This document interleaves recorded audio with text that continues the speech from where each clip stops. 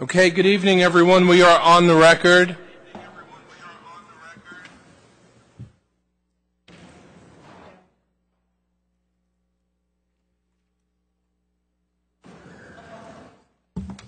It is Wednesday, the 14th day of March in the year 2012. It is 6:17 p.m. At 6:17, we have Councilman Sotolano. Present. Councilman Donnelly is convalescing from a serious surgery. Our thoughts and wishes are with him. Councilwoman Lopez. Here. Councilman Golahan is ill and will not be in attendance this evening. Councilman Fulop. Absent. Absent. Councilwoman Massey. Here. Councilman Lavaro. Here. Councilwoman Richardson. She's in the building, Robert. Okay, we'll record her present when she arrives. Council President Brennan. Yeah. Okay, council members, we have 5 members in attendance. Would everyone kindly rise to observe a moment of silence? Robert, it's been a busy 2 weeks. Joan Dene, Frank Goggins, a retired Jersey police officer, Brendan Glennon, our bagpiper, Robert Sheridan, a carpenter from the county, and Rose Colacerdo, constituent from Ward A, and Alphonse Force, uncle of Rachel Riccio. Congressman Donald M. Payne.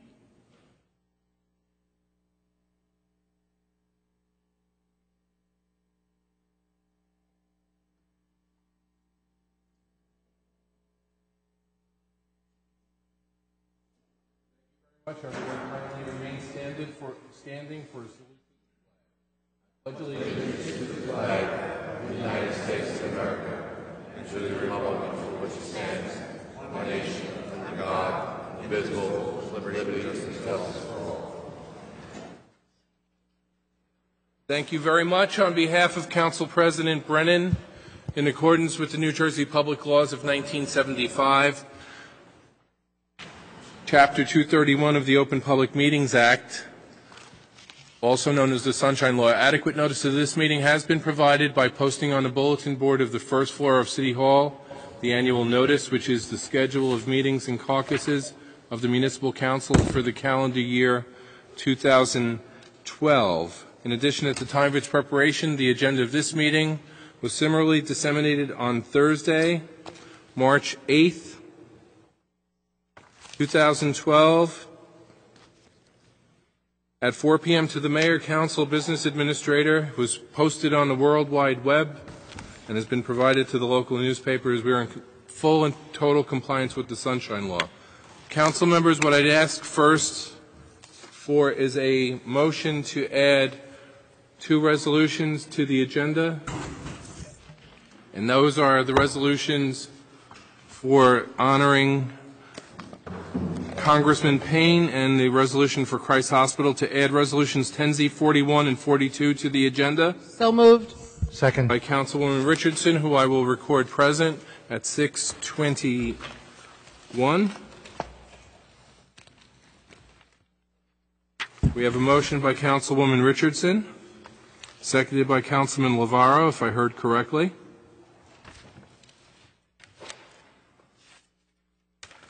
On the motion, Councilman Sotolano.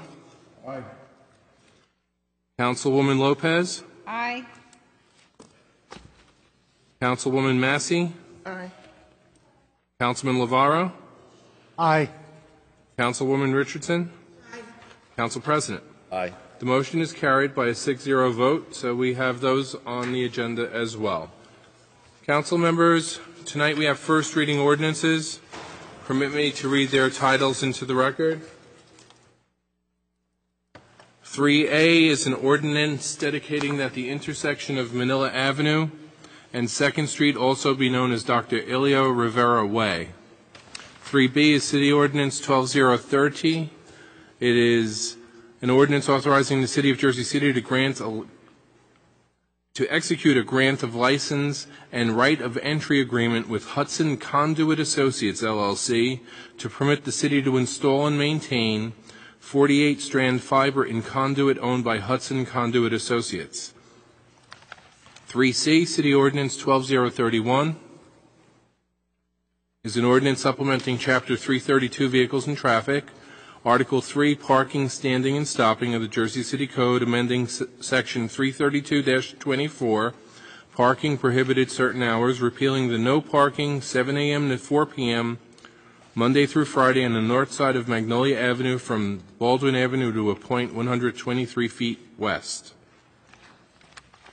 3D is City Ordinance 12032, is an ordinance authorizing the conveyance of certain property to the Jersey City Redevelopment Agency. 1, Block 242, Lot 20A, more commonly known by the street address of 80 Erie Street, and 2, Block 242, Lots 14, 24, 25, 26, 27, and 28, more commonly known as 228 Bay Street, 231, 229, 227, 225, and 223 First Street, respectively.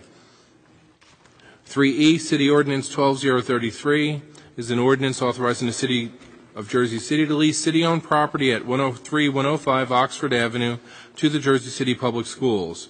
3F is City Ordinance 12034, is an ordinance authorizing the City of Jersey City to lease city-owned property at 109 Oxford Avenue to the Jersey City Public Schools. 3G is City Ordinance 12035, is an ordinance authorizing the City of Jersey City to lease city-owned property at 268 Varick Street to the Jersey City Public Schools. 3H is City Ordinance 12036. It's an ordinance 1 terminating the financial agreement and project employment agreement authorized by Ordinance 05008 between the City of Jersey City and 150 Essex Street Urban Renewal, LLC, and 2, authorizing the assignment and clarification of the prepayment agreement from 150 Essex Street Urban Renewal, LLC, to 198 Van Voor Street, LLC. 3I is City Ordinance 12037. It is an ordinance of the Municipal Council of the City of Jersey City adopting amendments to the Powerhouse Arts District Redevelopment Plan to encourage consolidation and development on undersized parcels in the transition sub-district. 3J is City Ordinance 12038. It is an ordinance of the Municipal Council of the City of Jersey City amending Chapter 345, Article 7, Enforcement Violations and Penalties, and Chapter 160, Fees and Charges, to require a zoning certificate of compliance to be obtained upon the change of use or ownership of real property within the City of Jersey City. 3K is City Ordinance 12039, is an ordinance of the Municipal Council of the City of Jersey City adopting amendments to the Land Development Ordinance, correcting map coordinates within Ordinance 11094. Council members, you have a new ordinance and the large map. Let me record you present. Mr. Fulop, how long have you been here, sir? 1 minute. Thank you, sir. I'm going to give you 2. You're going to give me 2? All right, we'll put you in at 623, sir.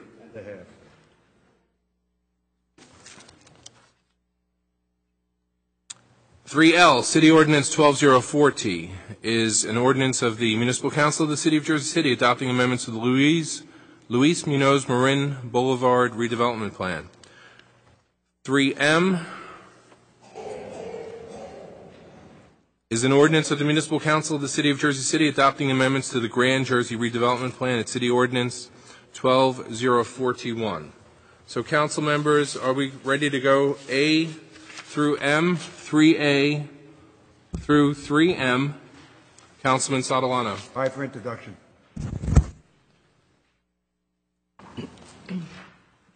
Councilwoman Lopez. Aye for introduction. Councilman Fulop. Aye for introduction. Councilwoman Massey. Aye for introduction.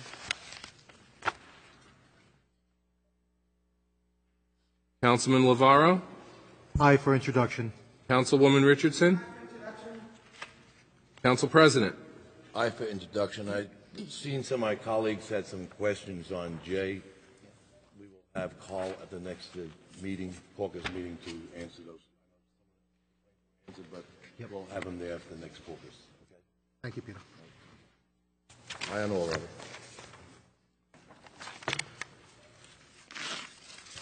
Allow me to recap. 3A through 3M have all been introduced 7-0. Absent Council members Donnelly and Gohan. We are to second reading ordinances. Council members, item 4A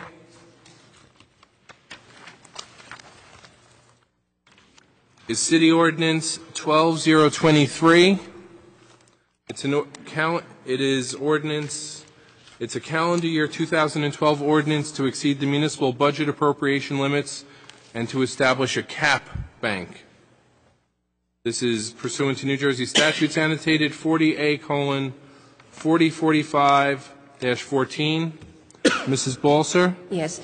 I would like to know if this is a requirement by the state to set limits on the budget caps, or to roll them over every year, something like that. We have been doing this every year. Well, how much are we rolling over, I'm trying to say? I'll defer to the business administrator on that. Yeah. The city is not rolling over anything. The city is required now to pass an ordinance to extend the cap limit from the 2.5% to 3.5%. This will create an appropriation bank for next year that in case for some unforeseen circumstance where the city is required to increase its appropriation beyond the 2.5% cap, we will have a bank created from this year, because this year we don't have an increase. The budget, as you know, has been introduced with a 0% increase. So this is a prudent measure to set aside some of the cap bank for future unexpected contingencies. What would this mean in terms of dollar amount? Would be this 2.5%, 3%? It's $3.7 million. Okay. And if we do not use that money, what happens the following year? It expires? Again, this is not money. This is basically just an authorization to be able to spend that much more if necessary, if some unexpected contingency arose. Okay. What I'm trying to say, if we have a normal year, we don't have a lot of snow and things like that next year, what happens to that money? Does it expire or does it roll over? It would expire. Okay. Thank you. In fact, it should be noted that we haven't used that money in years. We've been rolling it over, and we haven't had a need to use that in years that I can recall. Very good.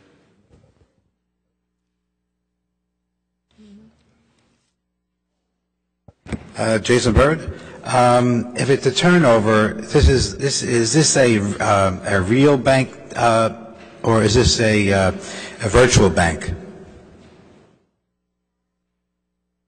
Yeah, it is a virtual bank in the sense that the city could spend up to an additional $3.7 million if it found it necessary. If this city council found it necessary to increase the level of taxation by $3.7 million, it could do so.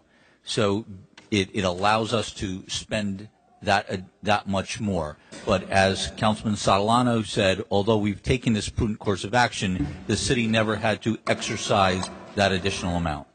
Oh, would that be able to address the $7 million that the JCIA has is now in arrears? They're not any way connected, Mr. Berg, the two issues. Well, it is a budget issue. It's a budget issue in the fact that if taxes had to be raised and the city was beyond its cap, it would be able to spend $3.7 million more. But I'm confident that additional resources or expenditures will be reduced, or additional resources will be found to compensate for those outstanding liabilities. All right, and so basically, when it's not used, it just virtually disappears as a delete. Again, this amount will expire after the end of the year. All right, thank you very much. This is a public hearing on the subject ordinance. Is there anyone else wishing to be heard? Second, Robert. We have a motion by Councilwoman Richardson, seconded, excuse me, 1 second.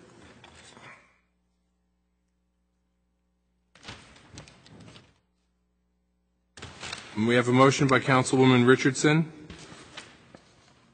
seconded by Council President Brennan. Close the public hearing. Councilman Catalano. Aye. Councilwoman Lopez. Aye. Councilman Fulop. Councilwoman Massey. Aye. Councilman Lavaro. Aye. Councilwoman Richardson. Council President. Aye. We have a 7-0 vote to close the public hearing. I'm not going to say all night Council members Donnelly and Gahan absent because they will not be here this evening.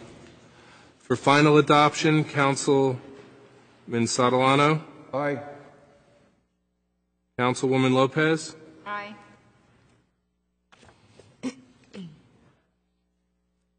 Councilman Fulop. Aye. Councilwoman Massey. Aye. Councilman Lavaro. Aye. Councilwoman Richardson. Council President Brennan. Aye. We have a 7-0 vote for the final adoption of item 4A, City Ordinance 12-023.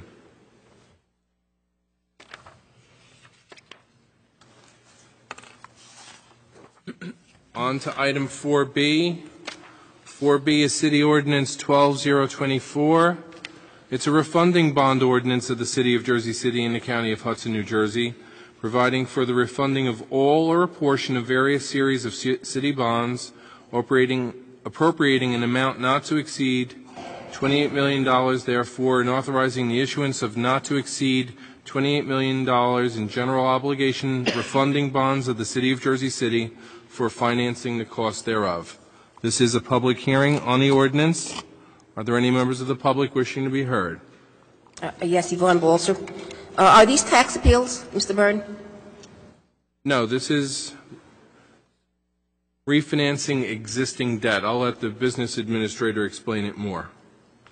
Yeah, that's exactly correct. There are a number of issues that because when they were issued, the interest rates were higher than they presently are, and by refinancing approximately $28 million of outstanding debt, the city will save in excess of $700,000, and the maturity schedules will not be extended. Okay, my next question is, this is the echo here. My next question is, how are these structured and for how many years? In the past, it has been like the first 10 years been interest, and then it kicks in with the principal. How are these structured, these bonds? No, normally the debt is, and actually the state has been looking dimly at any debt that is not structured evenly, having even interest and principal payments.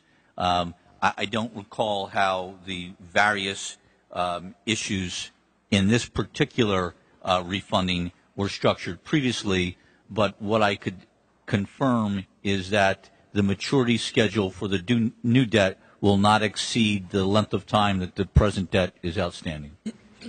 So we're not adding on any more years, are we? That's correct. That's That's right. exactly The what I've said. maturity schedule Yes. is staying It's the same, okay. Okay, thank you very much. Motion, Robert. Move that microphone, your microphone. She can't see Jack when Jack is speaking. Just pull it closer to you, Aurelio. Thank you. This is a public hearing. Mr. Berg? Yes, Jason Berg. How often does the municipality have these bonds come up for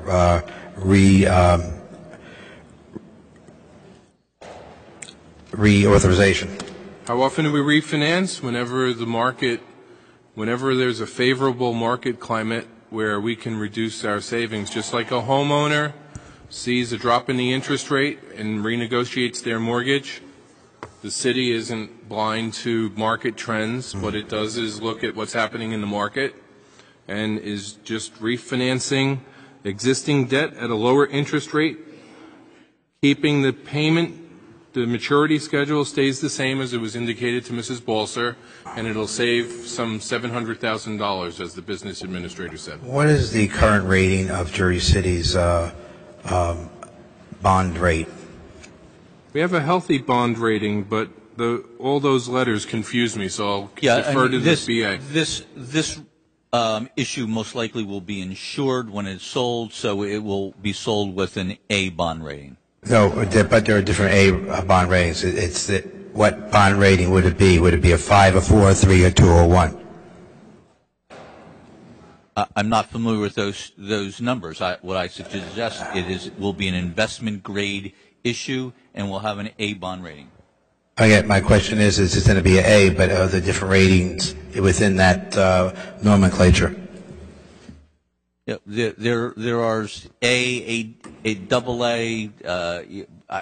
What I could tell you, it will be an insured issue, which will be sold with an A rating. I'm not sure of the exact rating. Actually, Moody's will be coming in to sit with the city prior to these bonds being sold, and will then come up with the final rating at that time. And that will be that could be noted by this administration of the rate that we got?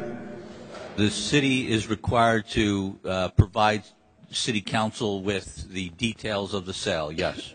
And that would be on an agenda item? Council would confirm the sale, Yes. and the council will confirm the sale at that interest rate. All right.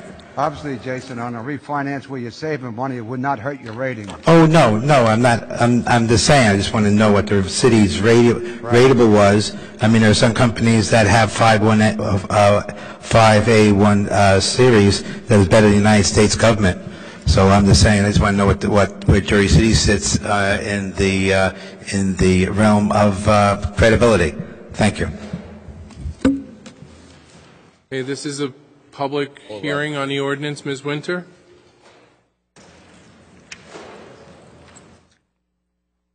What is the cost of reissuing the bonds? And is that $700,000 savings the number before or after paying that cost? After. How much is the cost of reissuing the bonds? Approximately $250,000. Thank you. This is a public hearing on the ordinance. Anyone else wishing to be heard? Motion. We have a motion by Councilman Sotolano, by Councilwoman Richardson, to close the public hearing on City Ordinance 12024, Item 4B. Councilman Sotolano? Aye. Councilwoman Lopez? Aye. Councilman Bullock? Aye. Councilwoman Massey? Aye. Councilman Lavaro? Aye. Aye. Thank you, Councilwoman Richardson. Council President? Aye. We have a 7-0 vote to close the public hearing. This ordinance for final adoption needs 6 votes. Councilman Sotolano? Aye. Councilwoman Lopez? Aye. Councilman Fulop? Councilwoman Massey? Aye. Councilman Lavaro? Aye. Councilwoman Richardson? Aye. Council President? Aye. We have a 7-0 vote for the final adoption of City Ordinance 12024, Item 4B. Item 4C, City Ordinance 12025, an ordinance of the Municipal Council of the City of Jersey City adopting amendments to the Land Development Ordinance pertaining to the R4 multifamily high-rise zone. This is a public hearing on the ordinance. Are there any members of the public wishing to be heard? Mr. Yvonne Balzer, could you explain this ordinance? Multifamily means 5 or more in this case? Yeah, Ms. Balser, the amendments are to, one, allow a slightly larger lot coverage, and also to standardize the number of parking spaces per dwelling unit. Previously, the ordinance had spaces for 1-bedroom units and spaces for 2-bedroom units. The new ordinance, or the modification to this ordinance, will just designate a half of parking spot for any type of dwelling unit. So you're saying that half of the residents will not use a car, more or less. They'll use mass transit. That's correct. Okay. I hope that's the case. I've had this council many times. The new development is really bringing in what little parking we had being taken up, and as we get rid of more and more parking, it's ridiculous. It's easier to park in New York City at times than to park in Jersey City. And it's a real hassle. It's a lot of traffic. For me to leave my home, which is near Van Wars Park, a block from here, and just go to maybe Holy Rosary, you could be stuck in traffic for 20 minutes. And that's a very short distance. You can probably walk there faster. But I am concerned about the city doing development, and it's not putting in enough parking spaces for the new residents, and they, in turn, end up taking the little parking we have on the street for the residents who live there. I understand the changes, but I don't agree with the parking part. Thank you. This is a public hearing on the ordinance. Anyone else wishing to be heard? Motion, Robert? I'm sorry. We have a motion. Never mind. Sorry. Question with I'm going to the, have the two of you come for a marriage license if you keep this up. well, I like to, I was always told to let the ladies go first. With this multi-family high-rise zone, where will these high-rise zones be? Will they be in a particular part of Jersey City or anywhere in Jersey City it's been designated as a high-rise zone?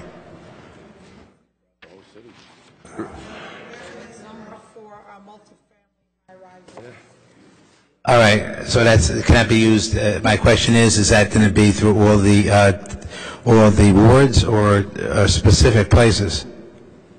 Whole city. For anywhere where it's zoned R4. Okay. And R4 is how many? How high currently is the ordinance permitting high rises to go right now? What's the highest building in Jersey City? Each redevelopment area has different criteria, but there are set standards that they could go to a minimum maximum. Okay, which doesn't answer my question, but it's a vague. Thank you very much. Building 60 stories, right? 3-story minimum, 8 stories. This is a public hearing on the ordinance. Is there anyone else wishing to be heard? 8 stories and 85 feet. Motion, Robert. Catherine, are you coming up? That's the steps. Not yet. Later. Catherine Grimm. Catherine, before you start, how do you like the new steps? I told Jack they look nice, Okay. but you got to work on the front doors. Still working on the front. Anyway, I was going to mention that later on. Congratulate you for doing it finally. Anyway, you're not specific as to where these zones are located, except for being in redevelopment areas, right? Now, wherever an R4 is allowed, Throughout the whole city. Which is in the redevelopment. Throughout the city, where there are R4 zones. But within different areas of the city, there's redevelopment areas that have a lot of different specifics in it. Would any of that, But would that this zone? just gives a minimum for an R4 area. But you're not giving any. 3 to 8 stories. 3 stories and 8 stories. Right. I know the city ordinance is 10 stories, but Journal Square is going to be going beyond that. But That's a high-rise area. it provides for density depending on lot sizes. Okay, number of dwelling units depends on the footprint of the building. So, okay.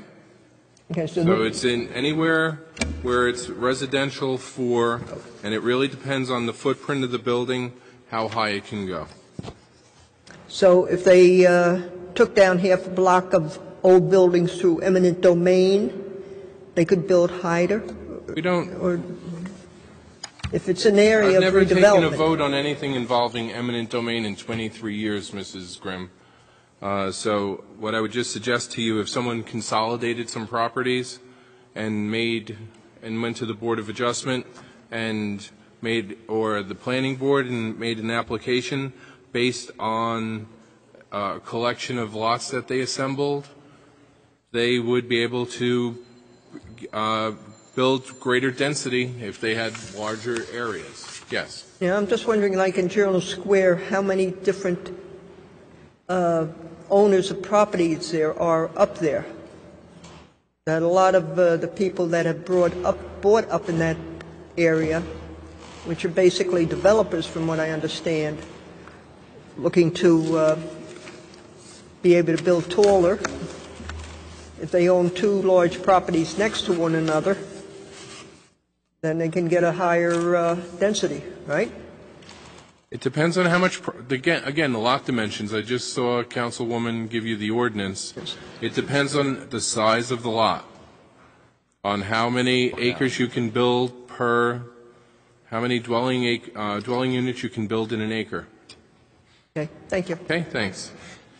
This is a public hearing on the ordinance. Is there anyone else wishing to be heard? Motion, Robert. We have a motion by Councilman Sotolano. Who did I hear second?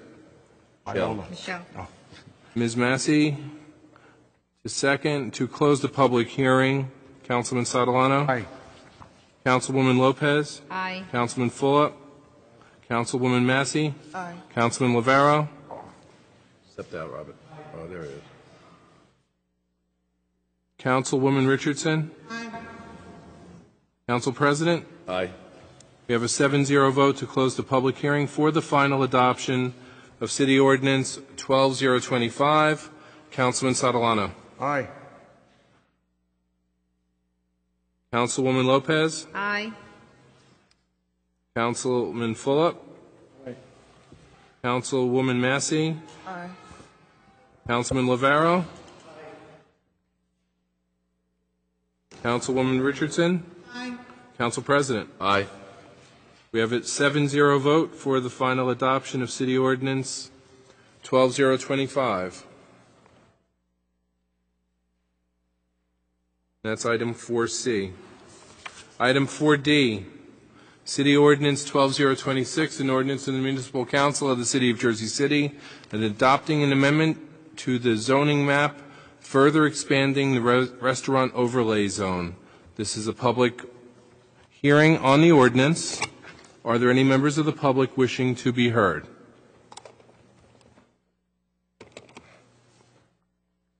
Motion, Robert. Second. We have a motion. Is someone coming up on that? Okay, kindly do.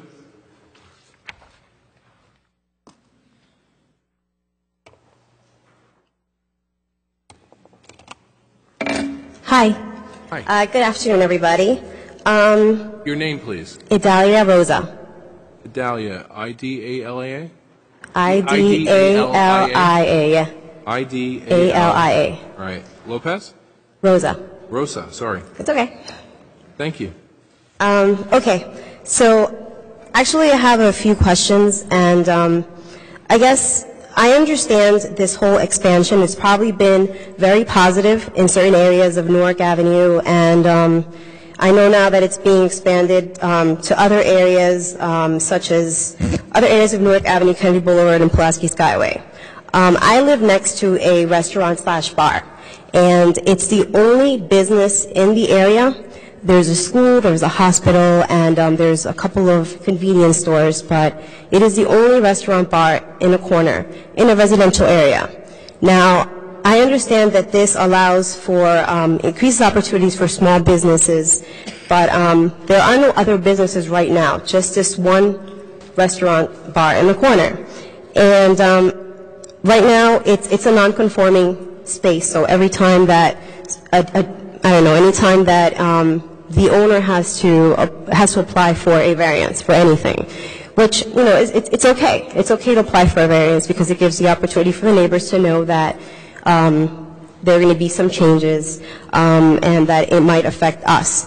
But to include this one business in this whole expansion, I just don't see how it fits. Just because we are not in a commercial area, and to be included in this group, now this also allows for other opportunities that other businesses in these commercial areas will get. And as a sole business in that corner, it's kind of like a spot. It's just one spot in this entire zone that'll be completely different from all the other businesses. So, I don't feel comfortable. I don't fully understand what will come after this, because no one can tell me how that will affect my property. No one can tell me how it will affect my taxes. Now, the restaurant bar is a positive thing on a block. I'm not going to say it's not.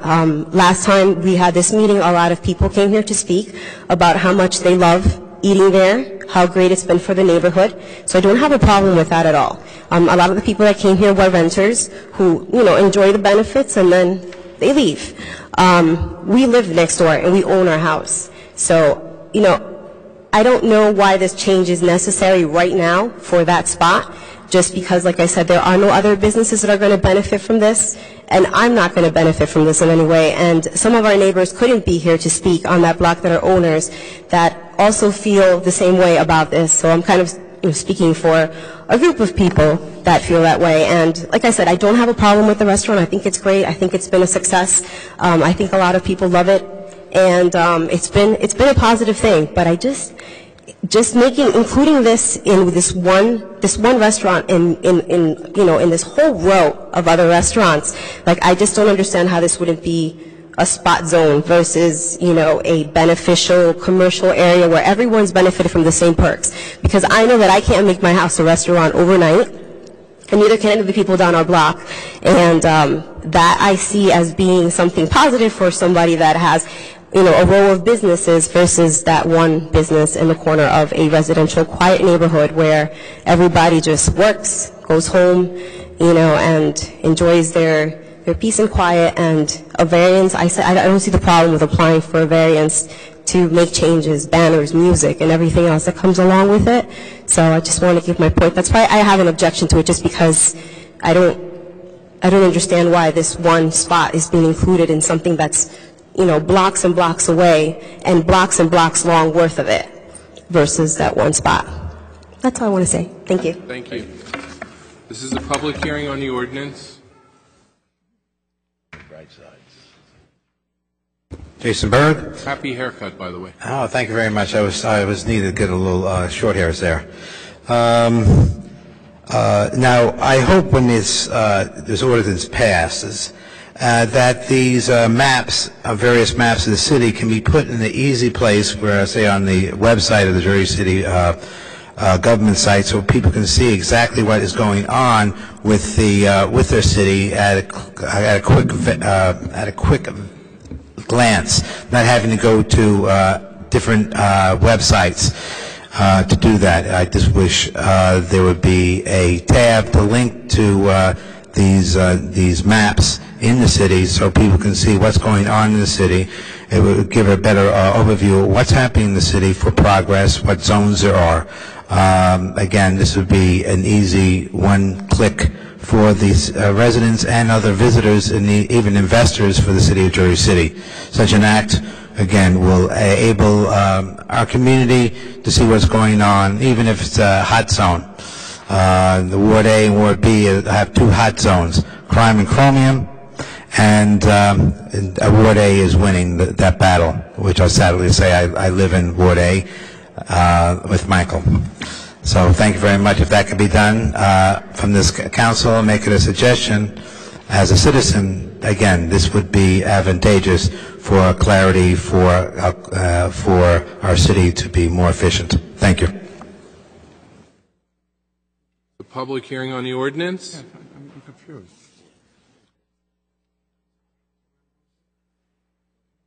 Good evening. My name is Alex Forrester. How many R's in Forrester? Forrester. 3. Those 3. Yeah. I could say 3 and then... I would know where to put them. Okay, go ahead. I am here tonight actually as a property owner in Jersey City, and I live across the street, right across the street from the Brightside Tavern. I purchased the property about a year ago prior to the restaurant opening, and one of the things that I was most excited about was the opening up of the Brightside Tavern. We counted down the days we were there on the opening day and on the sneak peek that Mr. Parisi gave to all the neighborhood residents. Just to cut to the quick, am very much in favor of this ordinance for all kinds of reasons for Jersey City and for the areas that this is going to expand to. But personally, living right across the street from this restaurant, I'm in favor of this because I don't know the details about how these ordinances work and how the entertainment laws work. I know that Mr. Parisi and what he is looking to do for the restaurant, we're not talking about a nightclub here. We're talking about a very classy place. He has a piano there. I cannot imagine a scenario in which the neighborhood would be disturbed by the kinds of entertainment that would be going on at the Brightside Tavern. This is going to, I believe that the success of this business is going to directly affect the value of the property that I own. I am in favor of anything that is going to enable this business to succeed, because we all know that restaurants are one of the hardest businesses out there to really succeed at doing. I really appreciate the investment that is occurring at that corner of downtown Jersey City, and I honestly hope to see more of it. And so I can tell you, and I can tell you for all the people in my building, we all live together, we go together over there and have drinks at night. This is not going to become a nuisance. If you're familiar with the area, what surrounds that restaurant, there are some residential areas on one side, but then you've got the whole back of the shopping center on the other, the school, which is closed during the evenings. This is, I don't really think, a risky proposition. I think the ordinance should pass. Thank you very much. Thank you. Is there anyone else wishing to be heard on this ordinance? Motion, Robert. You have a motion by the Council President, seconded by Councilman Sotolano. To close, Councilman Sotolano? Aye. Councilwoman Lopez? Aye. Councilman Fulop? Aye. Councilwoman Massey? Aye. Councilman Lavaro? Aye to close. Councilwoman Richardson? Council President Brennan? Aye. We have a 7-0 vote for the close of the public hearing. For final adoption, Councilman Sotolano? I vote no. If the owner of that business wishes to apply, he can apply for a variance. No.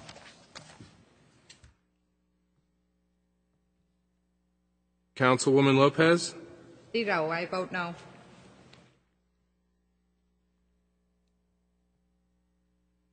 Councilman Fulop? No.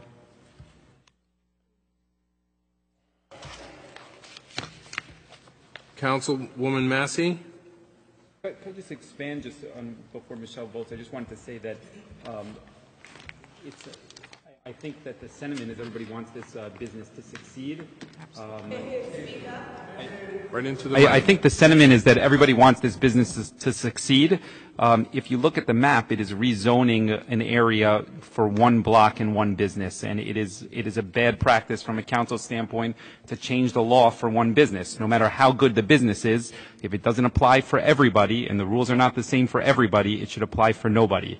So there are mechanisms that an individual business can apply for the changes, whether it be outdoor seating or extended hours, and that is a variance process that Councilman Sotolano mentioned.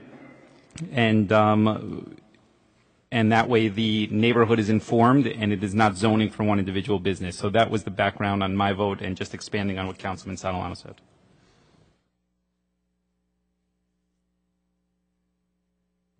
No, I'm sorry. Okay, I was coming to you, Councilwoman Massey. Voted. Voted no, Robert. You voted no, Councilwoman Massey? Yes. Councilman Lavaro? I'll just add that echo Councilman Fulop's words.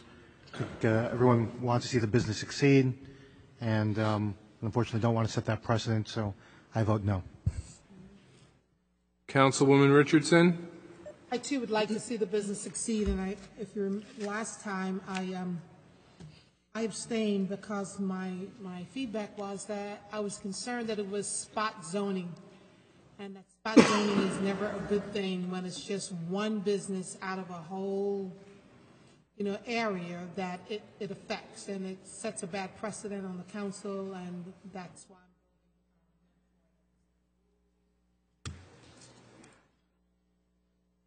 Council President?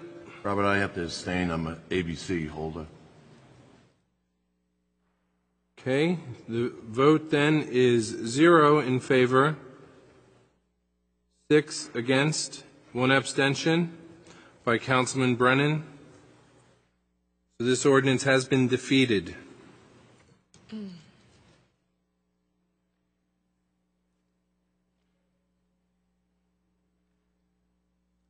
Has been defeated 0-6-1.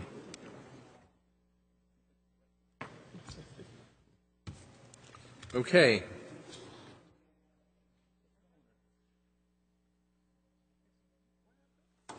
Okay, moving forward to item 4E. Item 4E is City Ordinance 12027. It's an ordinance of the Municipal Council of the City of Jersey City adopting map change amendments to the Beacon redevelopment plan and revising outdated language. This is a public hearing on the ordinance. Are there any members of the public wishing to be heard? Motion. We have a motion by Councilwoman Sotolano, seconded by Councilwoman Richardson. To close the public hearing, Councilman Sotolano? Aye. Councilwoman Lopez? Aye. Councilman Fulop? He's out. Full up. To close? Councilman Fulop, to close? Top that we're supposed to have here, Robert. Yeah. There's little problems going on. Councilman Fulop, to close, please. Close the public hearing. Councilwoman Massey, to close. Councilman Lavaro? Aye. Councilwoman Richardson? Aye. Council President? Aye. We have a 7-0 vote to close the public hearing. For the final adoption of item 4E, City Ordinance 12027, Councilman Sotolano? Aye. Councilwoman Lopez? Aye. Councilman Fulop?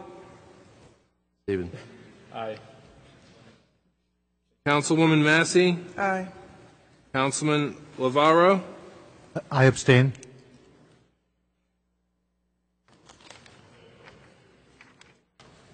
Councilwoman Richardson? Council President Brennan? Aye.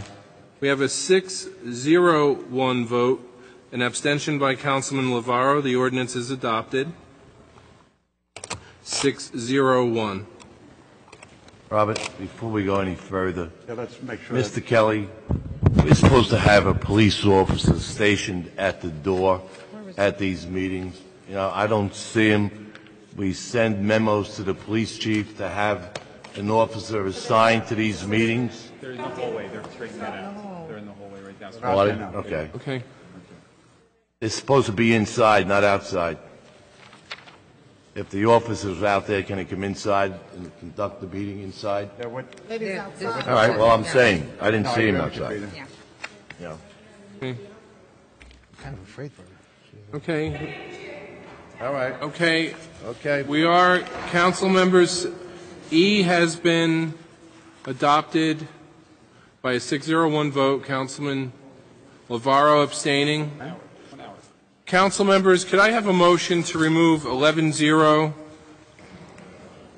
excuse me, from the tabled agenda? That is the towing ordinance. It's City Ordinance 12017. An ordinance amending and supplementing Chapter 319, Towers and Towing of the Jersey City Code, to permit private towers to provide tow pound services to the City of Jersey City. We have a motion by the Council President and seconded by Councilman Sotolano. This is to remove it from the tabled agenda for consideration. I'll make a further explanation after the motion is approved. Councilman Sotolano? Aye. Councilwoman Lopez? Aye. Councilman Fulop?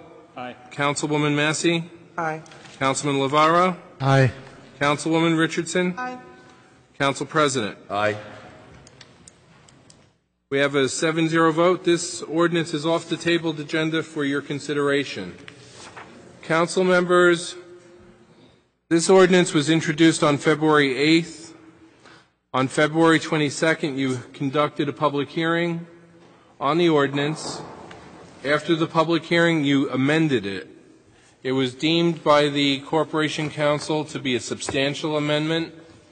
My office advertised the amendment to the ordinance.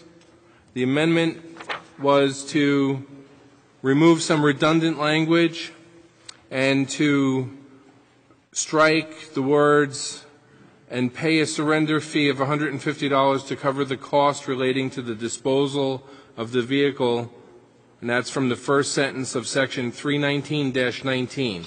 So we've advertised the amendments. What we're having now is a public hearing only on the amendment. This is a public hearing on the amendment. Those were the only changes. The language that you wanted stricken was stricken, and we advertised the ordinance. There was some redundant language that was removed, Right. and section 319-18E added some italicized language that you have in the ordinance. 319-18E. You have a copy of the ordinance as it finally reads before you. 319E is in italics. And the words, the other substantial amendment was that you removed language from 319-19 that required the payment of a surrender fee of $150 to cover the cost of relating to the disposal of the vehicle. That was removed by the council as well. So we're having a public hearing on the amendment to the ordinance. Is there anyone wishing to speak? Mr. Berg. Jason Berg. Just on the amendment, Mr. Berg. This amendment. I note here that you spoke on the ordinance 3 weeks ago. Right. This is a removal of that $150, and for that removal, that's been done. That is correct. No one will be penalized. So basically, it's going to pass as it will be, as it was stated. So to make it more effective. Language is removed, and there will no longer the language that was included in the ordinance requiring someone to pay a surrender fee of $150 to cover the cost relating to the disposal of the vehicle was removed. That's fantastic. That way, people don't get burnt. Bad enough they lost a vehicle and have to pay for that. Redundancy was not very good. Thank you very much. Thank you. Bye. Anyone else to speak on this amendment? Second. We have a motion by Councilwoman Richardson, seconded by Councilwoman Lopez.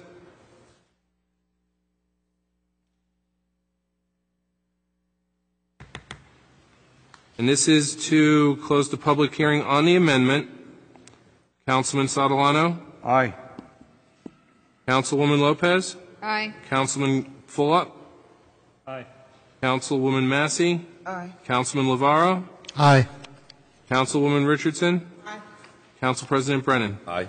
Public hearing is closed 7-0. Now we're taking a final adoption. For this ordinance, City Ordinance 12017, Councilman Sotolano, Aye. to adopt as amended. Thank you, sir. Councilwoman Lopez? Aye. Councilman Fulop? Aye. Councilwoman Massey? Aye. Councilman Lavaro? Aye. Councilwoman Richardson? Council President Brennan? Aye. This ordinance has been finally adopted by a 7-0 vote.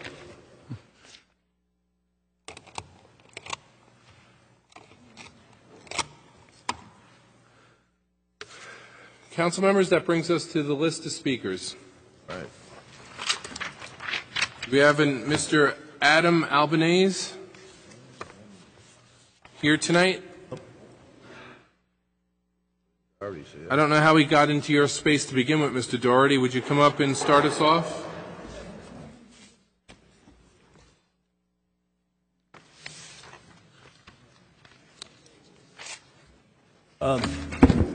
William Doherty, 3060 Kennedy Boulevard. Now, We're back to the same old. We have a man here who's working for the landlord, and he'll be speaking. He's number 10 on the list. His name is Thomas Kerr, alias Brother Tom.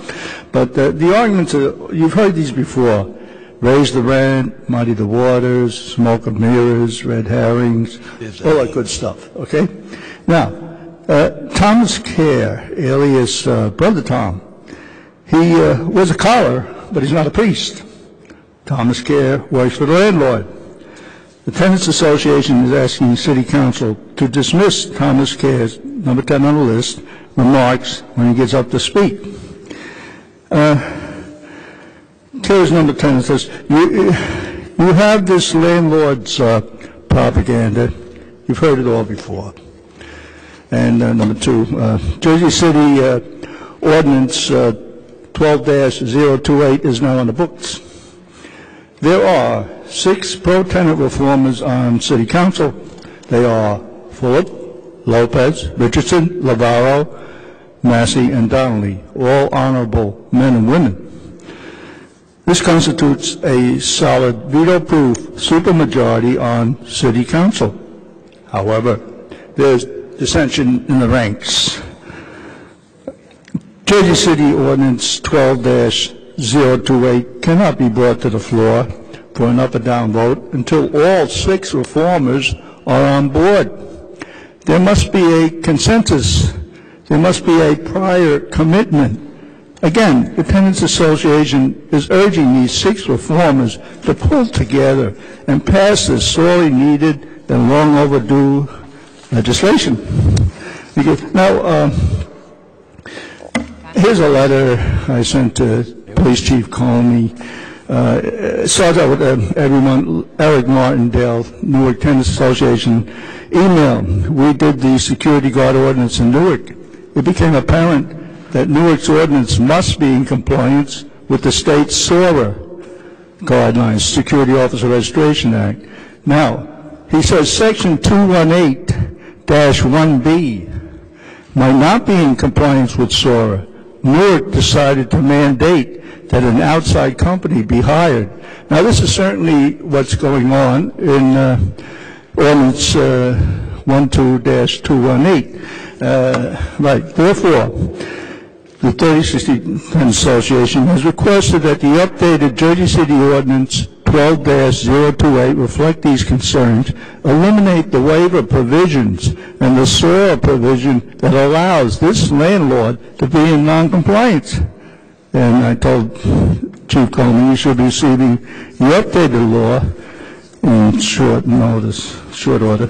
And, you know, I got to say this. So this German guy said about Adolf Hitler. He says, "There's a guy you wouldn't sit next to on the train for 5 minutes, yet he sat atop the German nation for 12 years. Here's a landlord you wouldn't sit next to on a train for 5 minutes, yet he's been in power for 25 years." And the Tenants Association is no match for the money, power, and influence of this landlord. Thank you very much. Mr. Doherty? Yeah. I'm coming to that meeting tomorrow night.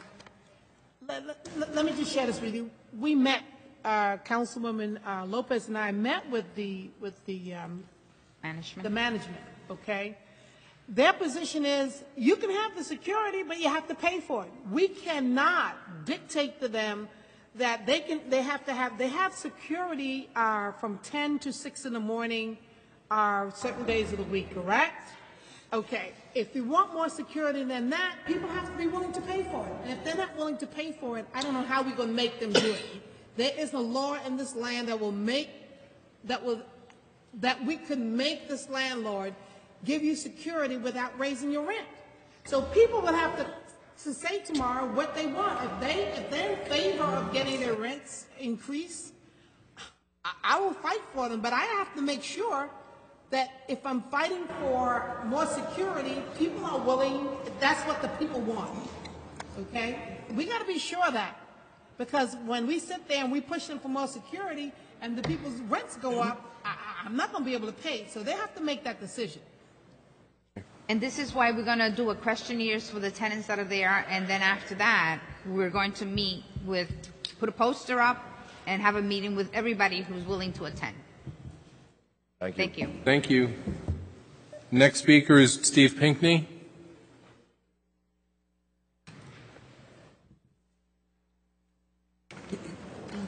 Hey, guys.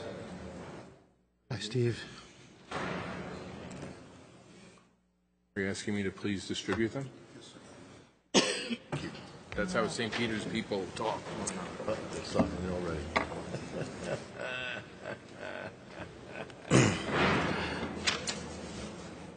Something already with the CAS program. We did it all last year. The piece that I just gave you is a piece that's a tribute and honor to David Williams. We're going to be honoring him on May 5th, 2012 at the Senior Spirit Center. As you know, Dawood has contributed over 40 years to jazz history and the arts in Jersey City. So I put my cell phone number on the back of it. If any of you want to attend or whatever you want to do, you can give me a call.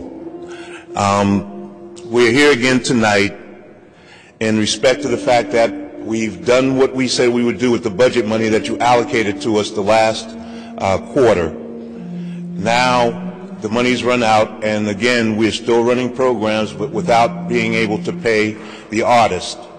Bernard Harper came in, who is a world-class, I think he's the best drummer in the world. We were unable to pay the man. We've been meeting with Deputy Mayor McFadden and Tayari. We keep getting positive words that we are moving forward on funding CAS. It was a surprise that Deputy Mayor McFadden didn't even know that we were a department of the library. We have a department that has one person who's called the supervisor, but nobody to supervise, and we run probably one of the best kept secrets in Jersey City in terms of programming. We should be in a line item. We should not have to do this every 3 months. We should be able to, we're your icon. We should be able to respectfully be funded as a line, as we have been. The library is not in need of any funds. They've been refunded more than before the so-called crisis. So why can't we be reinstated back to where we were? Why can't we be put back into the position where we can do the things that I think you all know and love? We've given out a position paper, and one of the things that that position paper says is the tale of two cities. As the most hard-hit, got to get those glasses. Got to get this done in 2 minutes, Stephen. As one of the most hard-hit inner-city communities are facing horrendous acts of crime and violence on a daily basis, along with high unemployment, drug addiction, housing crisis, institutionalized racism, and a host of other negative social stigmas, the citizenry is calling for good professional policing and safe streets. This is most paramount. Common sense tells us that you don't reduce crime or build a better community or cities by suppressing or eliminating a highly respected and valued program such as the Community Awareness Series of the Jersey City Free Public Library.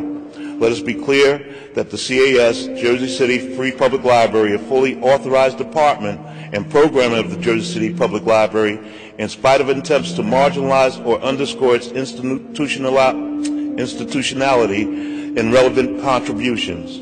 We will continue to fight for this very important community library-based program with all of its consistently rich history and positive track records of activities. This is your public institution supported by our public tax dollars. And we do have a say. CAS budget is by all standards minuscule, so that it appears to be more about politics than about the issues of funds. Show respect for the community and patrons we serve. Stop political obstruction now. Stop the bias attacks now. And in closing, I don't want to come here arguing and screaming and get back to that ugly point again. I want to do the positive work that we've been doing for a long time. So I thank you, and I hope we get your support. Thank you. Mr. Pinkney. Stephen.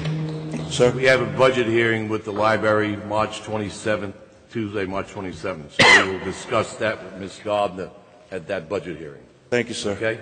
And thank you for your comments and support of us the last council meeting. Thank you very much. Howard Williams. Thank you very much. I'd like to also mention Dowd David Williams. You're going to be drowned out by that. I know. What? Amazing Grace is a beautiful song. We heard it twice. Okay. I We're think here. you're better heard Okay. just you're going solo.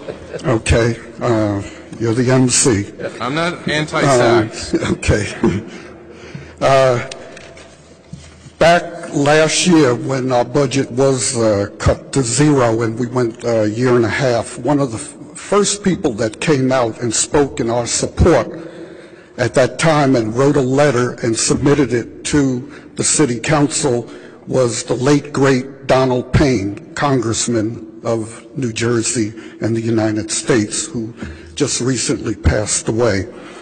And that I'd like to once again read for the record Mr. Payne's statements, and also mention he was no stranger to CAS because he took part in some of our programming in the past years. And that to whom it may concern, it is my pleasure to write this letter of support for the Community Awareness Series of the Jersey City Free Public Library. The Community Awareness Series, a multicultural center that has continued to provide high-quality cultural and educational artists for Jersey City residents for more than 30 years. Community Awareness Series provides a safe environment for young children, young adults, and senior citizens to enjoy quality cultural arts events and outstanding educational programs in their community. Therefore, I join with other elected officials, community leaders, community organizations, and residents in support of adequate funding for the continued operation of the Community Awareness Series. Sincerely, Donald M. Payne, Member of Congress, Congress of the United States of America. And that we lost a good man, human rights activist, a humanitarian, and we're very saddened by his departure. And that we plan to carry on the work that he's done for so many years. And that I also like to say, once again, back at the budget, here we go again, 2012. To be very direct, the CAS and of the Public Library and its supporters strongly request an adequate operational budget for 2012. We are calling on the Jersey City Council members to work out a solution and with whoever fits into the equation. Just as you did last September through December 2011, in which the City Council came up with a viable budgetary solution. The CAS first and primary method of operation as a library community outreach program and department is to develop, organize, produce, and present cultural arts, educational, and informational forums and events. This is the principal role of the CAS. By all accounts, the CAS budget is a small ticket item, yet effective. Your support is now. No foot dragging or running around in circles or contrived manipulations. Take this to heart. If you wish for protracted struggle, then we are prepared to continue to take our case to the people for their support. The CAS is calling on the City Council, you have the power, to authorize a line item budget for CAS in which funds will be processed through the library administration and library business office with transparent accountability, as it has been for over 3 decades. This is not about reinventing the wheel. Instead, this is about providing a most respectfully and valued and needed resource to the community. I also want to say you received a letter from a gentleman here, Mr. Jeffrey Gonzalez, who's attended many of our programs, and I believe he sent each and every one of you an email that states his support for this program. He knows it by heart because he's been to many, many programs, and that's the type of supporters we have out here. So like I said, let's cut to the chase, come up with a budget, and let us do what we do best. Thank you very much. Laverne Washington. Laverne Washington. He's back there, Robert. Laverne Washington.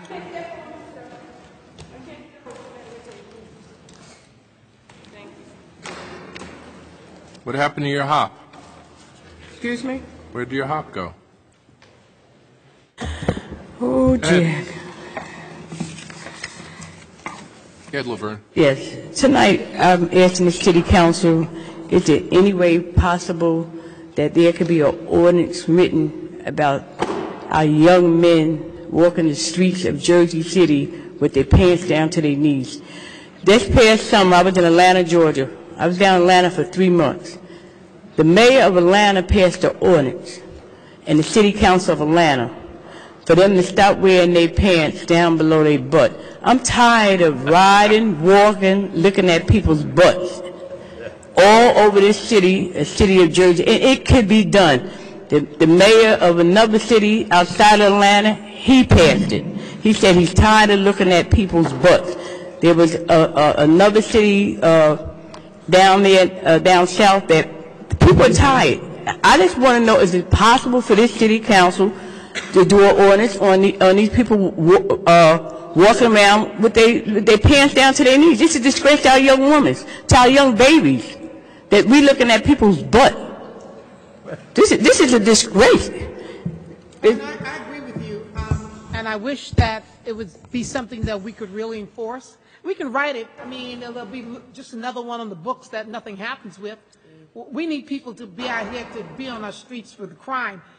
People's pants and watching people's underwear, that's a social problem. I mean, that's something that, there's no way in the world my child is going to leave my house with his pants hanging like that. So, I mean, we can't, I mean, we can put it on the books, but do we just want on the books, or do we want enforcement? We want enforcement. And I can tell you that we need people out here enforcing crime. Well, I think that is a part of crime, Councilwoman. I think that is. I'm just saying, that's more of a parent allowing their child to walk like that. A lot of the young people that I see are kids that are going to school. No, I see grown men. Yeah, grown men, but I mean, grown men are one thing, but right, that's what I'm talking about. What's going on in your household, and right, I understand that. That's true too. But they did enforce it down there, and the crime is everywhere, and crime is high in the state of Georgia. But they did enforce it. They give people tickets, and if they get, I think there's so many tickets, just like you get loitering and drinking on the street, then you go to jail. But I just thought of if it could be done, if it can, I can understand that. And the other thing is, on April 24th, our combat group is having our annual 10th anniversary, and I would like some support from the city council if anyone can sponsor a child. It's the 10th, and I lost a few of my kids to the streets while I was back and forth with my own problems. But we're having our 10th anniversary, and I would like some support from this city if they can sponsor one child. I will bring copies to your council office and leave them, and the tickets are $100. And we get gloves, we take these kids on trips, we have the after-school programs. I've been fighting to get something done over here in Jersey City. It hasn't come yet, but I'm still praying on it. I'm still working on it for a place.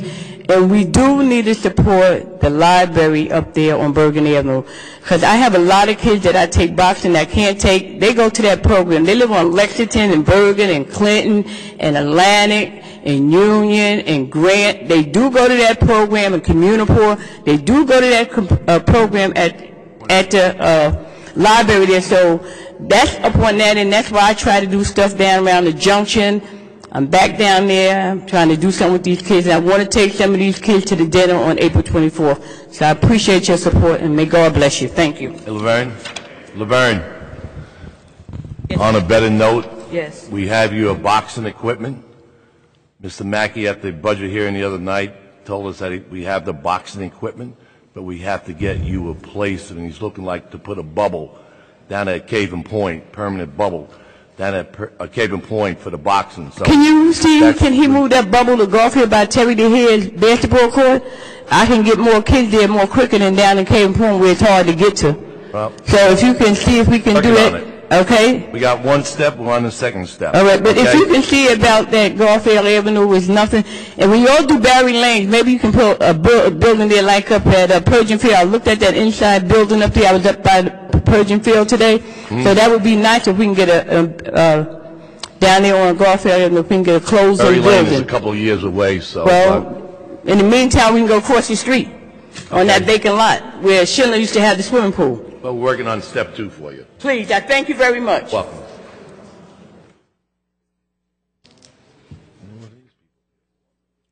Kwame Daughtry.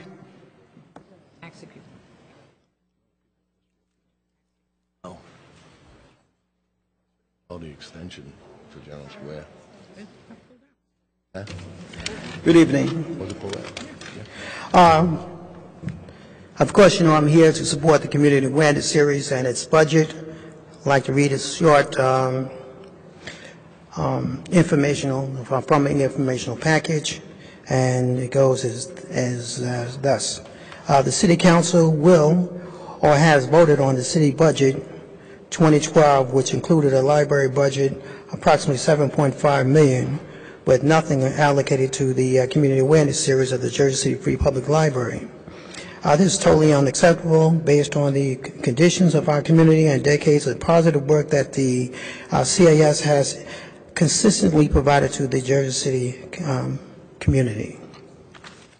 And I know there have been a lot of discussions as to support of the Community Awareness Series from the City Council, which is good. And now we'd like to move from that phase into the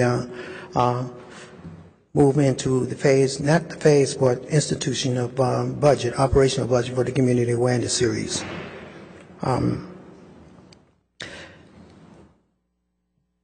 Throughout history, the human being, the human family has always produced culture. From the Roman Empire, the Greek Empire. As a matter of fact, that the Irish themselves, over there in Ireland, they themselves were living in squatter. And they've used various tactics to try to come up out of that. Nobody should be living under those conditions. And yet and still, they have always brought with them, in spite of the IRA and all the political responses that they gave, they always brought with them their culture. Just as a matter of fact, they have a culture of Irish parade. And I'm for culture. And as a matter of fact, the people will find ways to express themselves under any conditions. They will bring it with them wherever they go.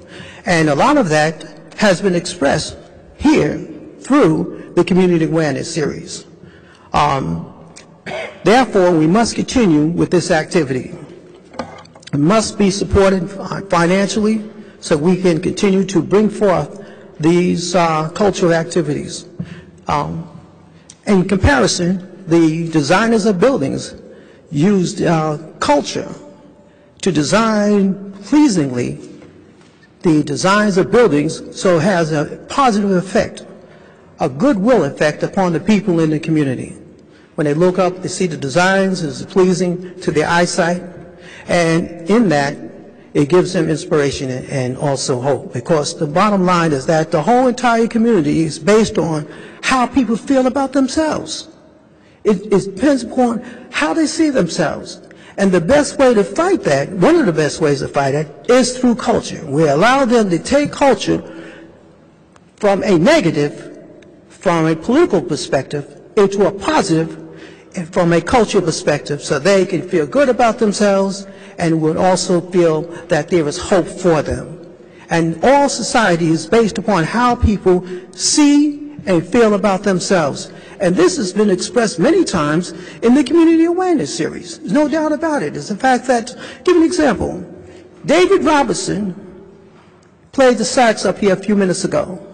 But David Robinson was also part of a band, a group of musicians that performed 12 o'clock noon today at the A. Harry Moore School, and there were children that had all kinds of physical problems at A. Harry Moore School. But yet and still, when they heard the music that came out of the musicians that were playing, they were extremely happy. Need you to sum up, Kwame. And they started trying to dance, move around, everything. One is a contribution to feeling good about themselves, to take their mind off of the conditions that they were going through each and every day. So I say, in closing, support the community awareness series. In reality, is supporting yourselves and your children, because we are one, and thank you very much. Thank you.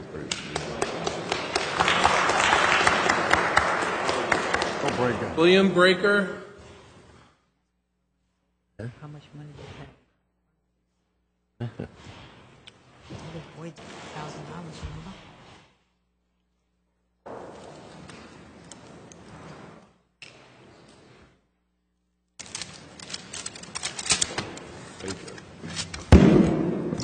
Good evening.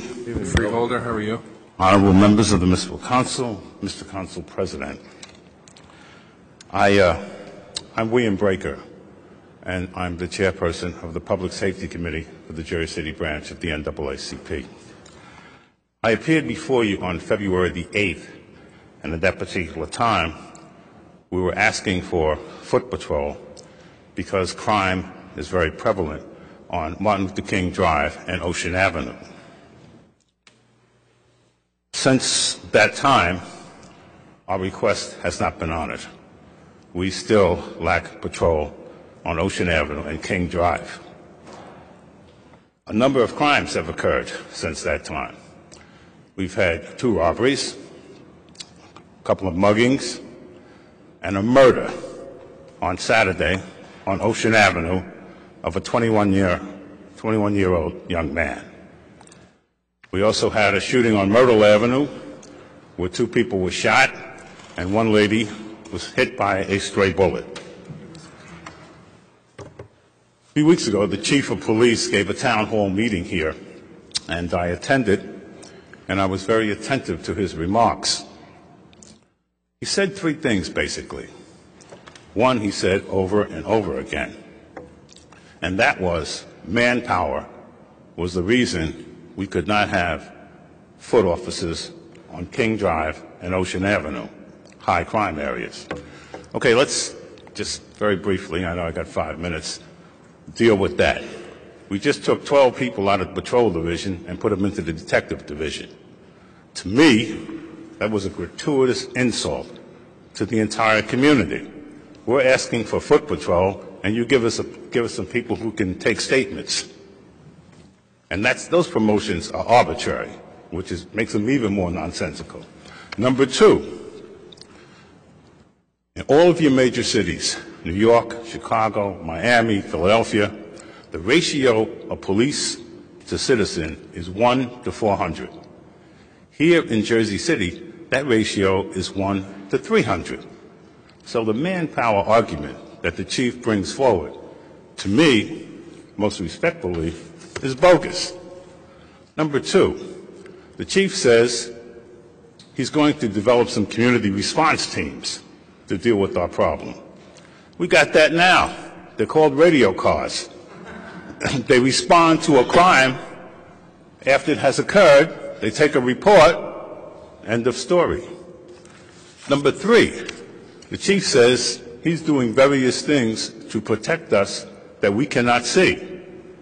Well, brothers and sisters, truly I say unto thee, you can't measure what you can't see. The chief's arguments, to me, do not hold water. I think at this particular time, it would be very appropriate to remember the remarks of Councilman Lavarro after hearing the State of the City address, when he talked about a tale of 2 cities. Let me extrapolate just a little bit on that. It is a tale of 2 cities in Jersey City. Ward E, the waterfront, expanding and growing, rich and safe. Where I own property in Greenville, working class, depleting, and most very unsafe. Councilman LaValle's remarks were very astute, and they were appreciated. 1 minute. Yes, sir. In closing, let me say this. We need foot patrol to prevent crime on the major thoroughfares, and we need it now. And we will not give up. We will give all before we give up or before we give out. We will continue to address the governing body here about a civil rights issue of the magnificent performance, and that is the public safety of the people of our community. Please help us. We need you. Thank you.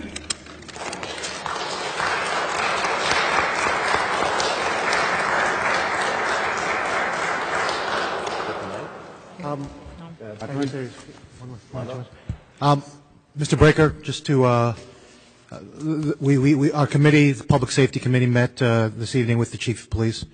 I'm not at liberty to discuss right now at this time directly, but I know that the committee is intending to have a community meeting as well, and would like to invite you, the NAACP Public Safety Committee, as a representative there to participate in that.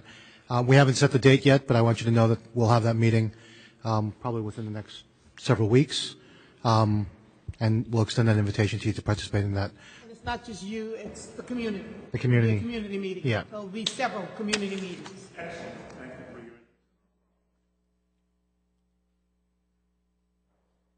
Please begin, Ms. Grimm.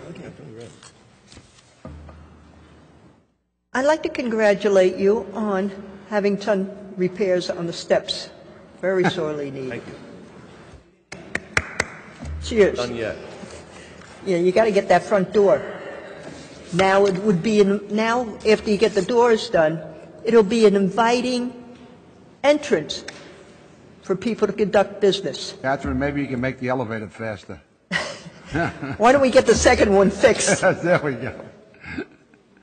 Okay, now, there's a lot of things I want to talk about. You know about the mandate for the new light bulb. Tests and studies in Canada, the UK, and in Europe have been done because of the complaints and the health problems that are occurring because of these light bulbs. People, if they sit down with a book with the reading lamp on, their face is getting burnt. It's causing neurological disorders. I'll try to bring in the next week some printouts on it. Now, also these bulbs have a tendency to explode. And they're not as long-lived as they advertise it to be. Because suppose you have them in the bathroom. Somebody goes in, turns the light on. It takes a while for it to warm up to come up to the full wattage. Then they go out. Somebody else comes in, turns the bulb on. Same thing happens. Those bulbs burn out fast. Also, there's hazmat has to be notified if you drop a bulb and break it. It has to be cleaned up in a manner in which if you use a broom and a dustpan because of the contamination of the mercury in it, you have to dispose of that. Also, when you break it, you should open the windows and get everybody and the pets out of the room for a couple of hours till the air settles down. Then you go in and clean up. Yep. Yeah. If it falls on the rug and breaks, you have to remove the rug because of the contamination through the area. If you use a vacuum to vacuum it up, you have to get rid of the vacuum, not just the dust bag, the vacuum. Now, and as I said, it's causing neurological damages. They have exploded and caused fires. Sometimes when they're turned on, and sometimes when they've been on for a while, they'll start to melt also. These are things that are going on with these bulbs. They have not been tested anywhere. Just we're ordered to install these. Now, there's another thing that's going on.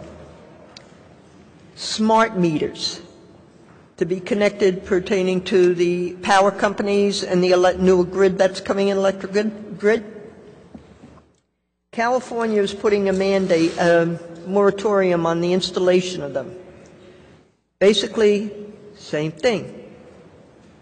The electromagnetic fields that are set up by them, even though the meters are on the outside of the building, the electromagnetic field goes inside the building. It affects everybody within the building. And they also have a tendency to explode. People are being radiated from inside the building and from radiation coming out from the outside of the building now. Something's got to be done. The people's lives are being put in danger. Children are more susceptible to it. They're more sensitive to the gases that are given off when these things are broken, and if it's on the floor, it's ridiculous. And to dispose of these bulbs, you're supposed to wrap them in a certain way and bring them down to a hazmat disposal site. That's not being advertised. Thank you for your Into the dumps and the waterways. Diane Coleman. I'm going to buy those new bulbs.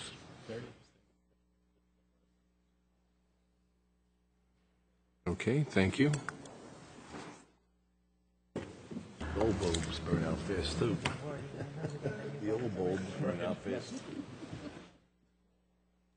Begin. My name is Diane Coleman, and I'm the president and founder of Building an Empire Incorporated. We're located at 229 Martin Luther King Drive in Jersey City, and we're in the heart of a mess. However, I'm here tonight to thank the council members, and the council president for supporting Building an Empire in CSBG funding on February the 8th. If you look in the package, you'll see we do a lot with that little bit of money that you give us. At this time, we're servicing over 7,500 low and very low income families from Hudson County. We've provided over 57,000 service activities, including helping seniors find apartments, helping them get food, helping homeless people find housing, and the list goes on and on. That's why I provided a package so that when you see Building an Empire's name, you have a little idea of what we do, and we do a lot with the little resources that you provide. I'm so thankful to you all for that support. I'd also like to say that I came here to talk about crime and to support the CAS program and so many other things, but I think I'm just going to talk about giving you guys some information about what's out there. You have a report in the folder that gives you the demographics, which means you know the income limit of the kind of people I'm dealing with. I'm also dealing with over 7,500 of them. I also do an ongoing survey to the people in the community and to our clients, asking them what do they want to see done to make the community better. And I've put a copy of that in your packet also to show you that about 8,859 people have responded to that survey, and the results of that is in your packet. I want to say to you that I'm open from 9 to 3 every single day, Monday through Friday, and I already receive referrals from some of you from most places in Jersey City, most of the nonprofit organizations and hospitals and the judges for rental assistance and so forth and so on. I want to thank you again for your support. Our agency is there to assist any of your constituents that are in Hudson County. And I also hope that you can find some way to provide some operating support to the CAS program. Thank you. Thank you. Brother Thomas, you provide a last name? Can I have your last name, please? Your last name? Thomas. In American, it's C-O-R-E-Y. When the Swedish came over, it was changed. C-O? C-O-R-E-Y. Okay, thank you. The Swedish would not be unspellable. Ladies and gentlemen of the council, I'm Brother Thomas at 3060 Kennedy Boulevard, commonly called Grandview Terrace. I hope you'll forgive my prepared remarks, but I'm afraid I'll have a senior citizen moment and forget what I'm saying. I wish to try to clear up some misrepresentations about our security at Grandview, misinformation you all have been subjected to for over the past year.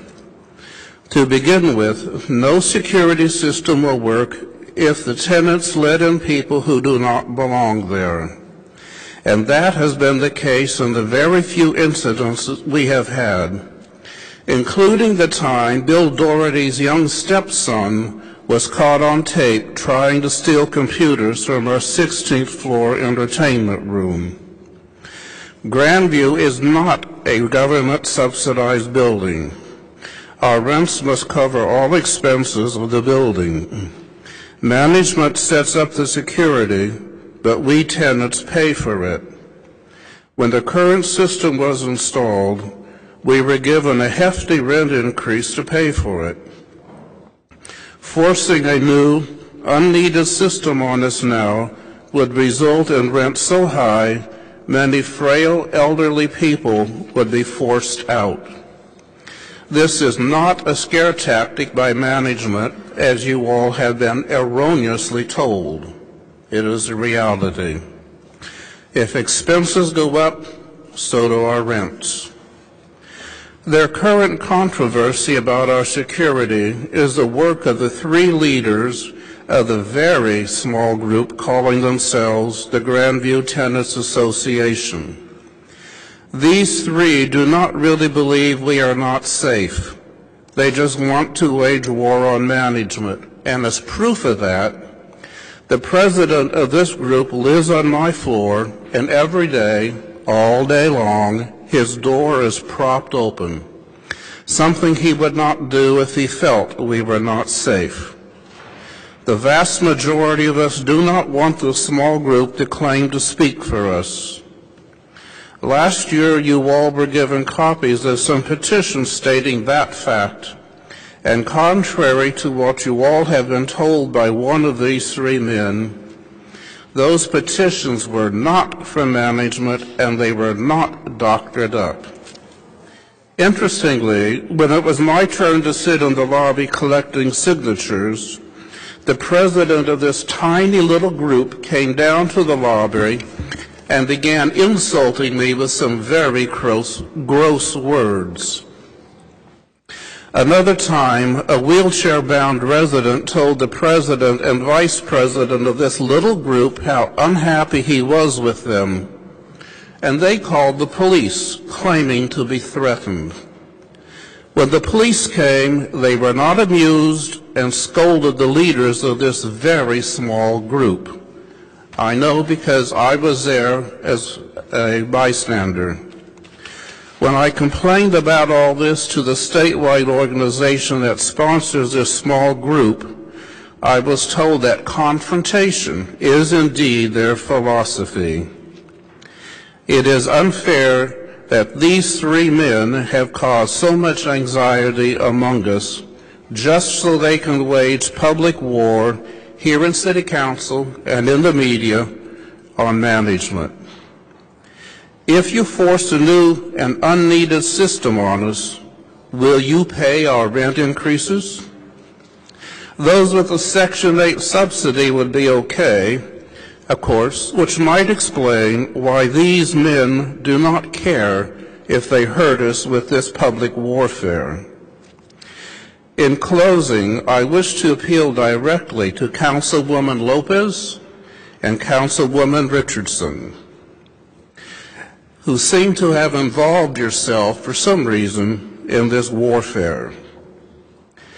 You have a copy of a recent police report stating that Grandview security is adequate. You either accept that as valid and complete, or you call the police department incompetent and unprofessional by rejecting it. You have our petitions against this small group and their demand for more security. It is the very clear voice of the majority of us. Either accept it as valid or insult us all by rejecting it in favor of the lies of these three men that you have been fed. If you continue to aid and abet this small group so that a new, unneeded system is forced on Grandview, you will be directly responsible for causing such high rents that many of us would be forced out. You need to conclude, please. Please conclude. Sum up. Need to You have to conclude. sum up. Oh, okay. I'm a little hard of hearing, so... Okay, well, I gave you the signal, the Okay, 1 minute that way. signal. Oh, okay. I'm just about finished. Okay. So please I'll say rethink... that louder. That's better.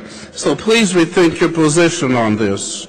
Remember the old saying that if you tell a lie often enough, people will believe it. Be careful, do not fall into that trap. You have heard misrepresentations about Grandview over and over again. Please do not believe them.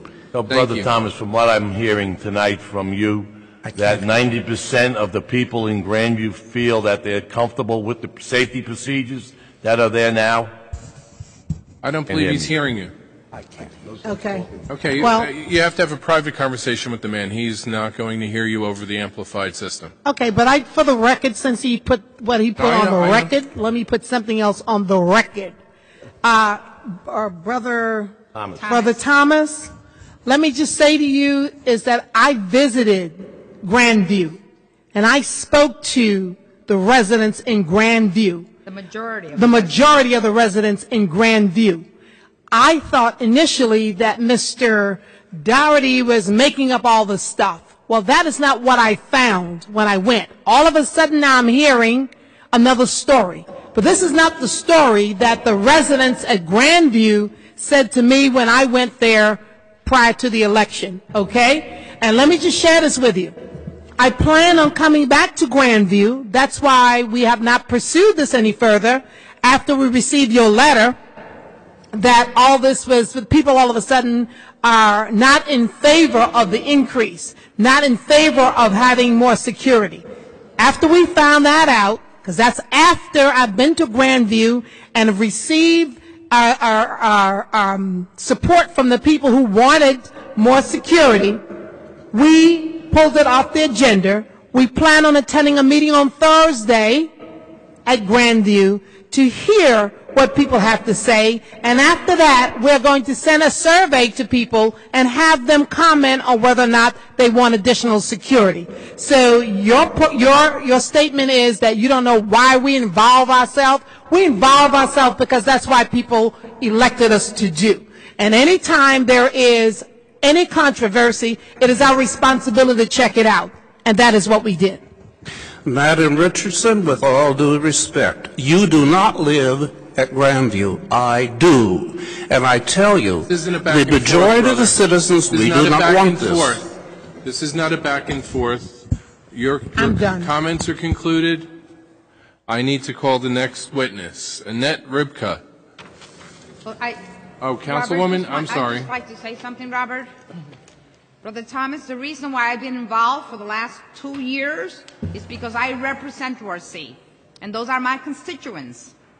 And I am there to try to find a solution. And I am not ignoring management either. I'm just looking for a solution that works for everybody. Thank you. Thank you. Ms. Ribka. Good evening, ladies and gentlemen of the council. My name is Annette Ripka. I spoke to Mr. Navarro about the problem we are having in my neighborhood over transportation. I don't know why he walked out of the room. Did he read that I was up to speak? Because he never got back to me.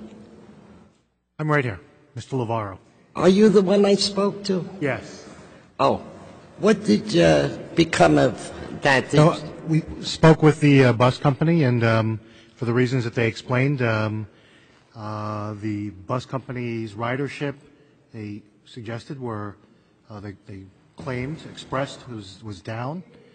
The ridership for the bus, the Route 440 bus, was down, and so That's why they altered the route on That's from not Broadway true. to Sixth Avenue. That's not true at all. Okay. All right. Now I have This is your time. Use your time. I have a petition of more than 100 signatures. The neighborhood has deteriorated, and where they want to put the bus stop is 4 blocks away, and they're long blocks, and it's a dangerous area. There's muggings, people being held up, guns pulled out on them. Most of the people in the neighborhood, a lot of them are handicapped and elderly. And I don't know, where do they get their route? Who do they buy their route from? Are they allowed to just go ahead and change a route? I'm not entirely certain about that, but they are a private bus company, so Well, but they are then governed what by is the they city are governed gonna by the do? New Jersey Department of Transportation. I at some expect the level. city to give us some form of transportation. We have no other form of transportation. Right. Route 440. So, looking into the matter, and as I said, at this I point, mean, I could bring I've spoken 100 with- people behind me. I didn't want to make a calamity out of this. This is serious. Yes. All right? We have a church and 3 schools on that block. Right. Okay. So, as I said, we reached out to the bus company at this point. And what is We your need to- next step? What's that? Your next step. I'm going to reach out to the New Jersey Department of Transportation and find out what the. I did call Trenton. What's that? I did call Trenton. I'm writing a letter to the governor. You spoke to the governor? Yes. Okay. What did And what I did Governor also Christie have spoke to say? to Assemblyman Bill O'Day, which is trying to set up a meeting with the Freeholder O'Day? owner and so forth. But in the meantime, I wanted to stay there until we could get a solution. I know that the Bayonne mayor just put a stop on the number 10 bus. They could not stop it until they got other transportation. Why can't the city of Jersey City do that? Do what exactly? I didn't quite catch what you said. The number 10 bus from Bayonne, they want to stop. But the mayor halted it because they wanted other form of transportation for the citizen. The ridership, they don't have it. Like us, we have no form of transportation. And that the Mayor Haley is having a meeting next week with the bus owners. Okay. Mayor Haley is setting up a meeting next week with the Jersey Department of Transportation Oh, and the that's bus good to owners hear. in Jersey City. Another thing on my mind is where I go vote. They moved us from West Side Avenue Library, and they put us down to the Marion Gardens. Right. Since they knocked down Dunkin' Gardens, the venom that's down there is unbelievable. People are getting mugged, shot. I'm not going to tolerate that. I'm the 6th generation in the same house. I never. I want to know if I could get a police escort to go vote or have police out there the whole voting day. Up the whole block.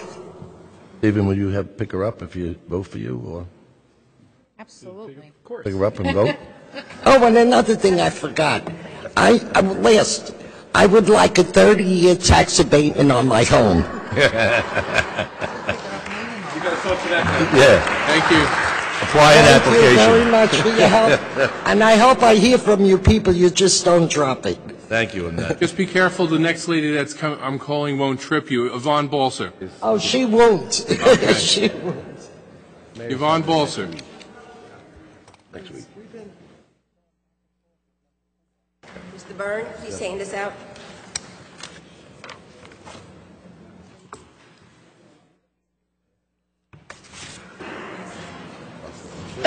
At the last meeting, 1, 2, 3.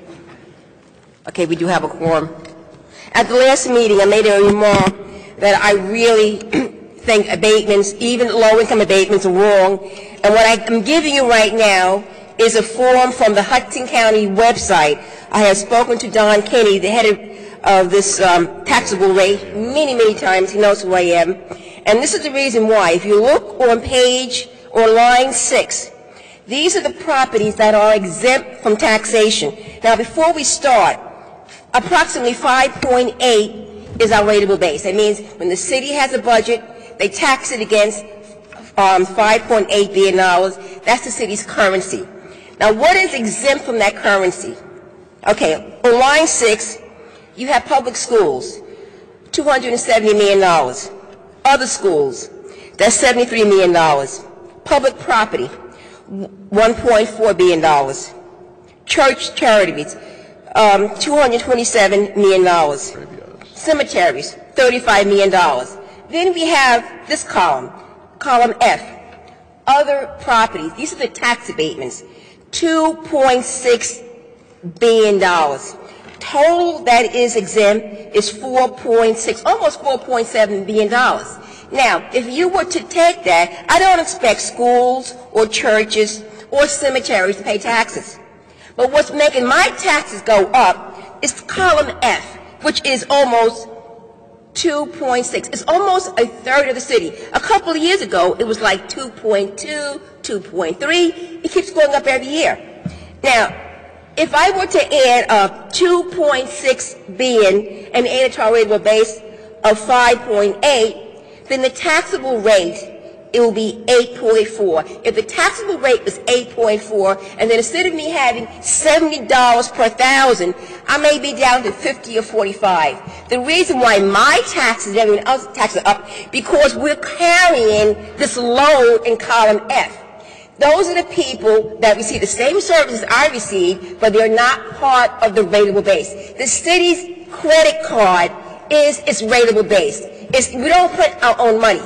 And that's the reason why all abatements are wrong. At this very moment, 1,970 properties in Jersey City are in default. Now, I think the majority of those properties are the ones that are paying this. It's totally unfair to say, gee, that person needs an abatement because they're poor. Well, I'm quite sure that lady coming up here, she wasn't wealthy. We don't know her income. Yeah, you're asking her, you're asking me to pay the rateable base from the very, very wealthy to the very, very poor.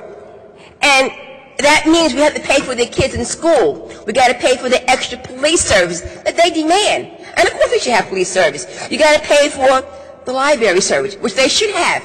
I'm not saying they should not have the services. Every human being should have the services. I'm just saying you're pushing those services off on people who really can't afford it. And I will always be against abatements. It's like going into the store and the person with the tax abatement gets the free ride. They are able to vote. I'm able to vote. But I pay the bill. And it's totally wrong. And this is from this county's website. I have 1 minute left. Well, the only thing I want to say is that before you vote on the next abatement, think of this paper I'm giving you, that I've used my copies to make, because sometimes people don't understand math. And the problem is, this is the reason why abatements is wrong. And if you look at the other towns, they have the least amount of abatements. I mean, Bayonne has $500 million. But look at Jersey City. What the burdens you're putting on us and continue to put on us, saying, oh, well, they need an abatement to make a buck. So what? They need a buck. I hope you have a copy of this, because you weren't in the room. So please look at this next time, because I will definitely bring it up. Thank you very much. Jason Berg.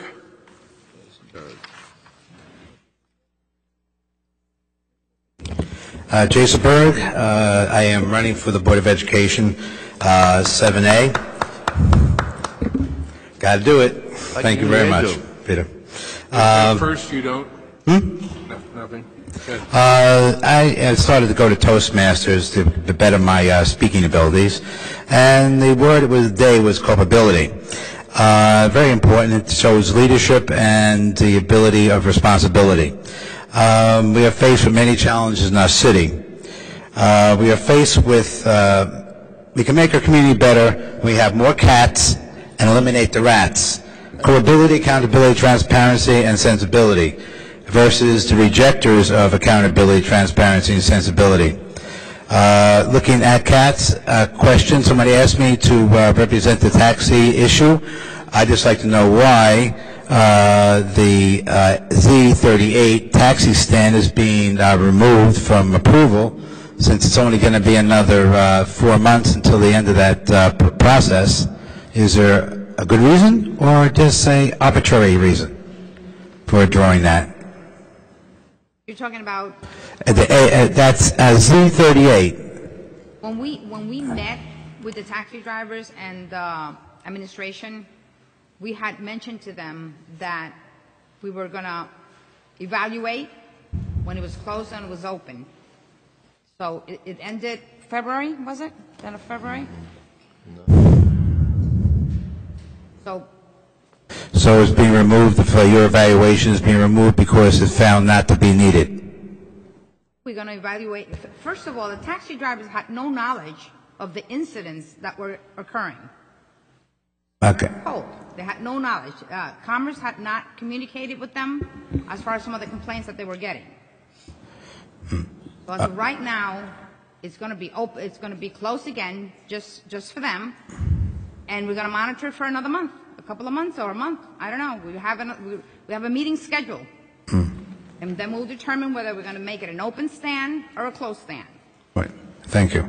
You're welcome. On the JCIA, there's supposed to be the rolling into the DPW savings, $10 million. We definitely we have a problem with the JCI not having a $7 million deficit. That hole needs to be filled. We also have the situation when the mayor goes and says, "I'm going to halt the parking authority," and the director gets 12% raise, and that's unacceptable.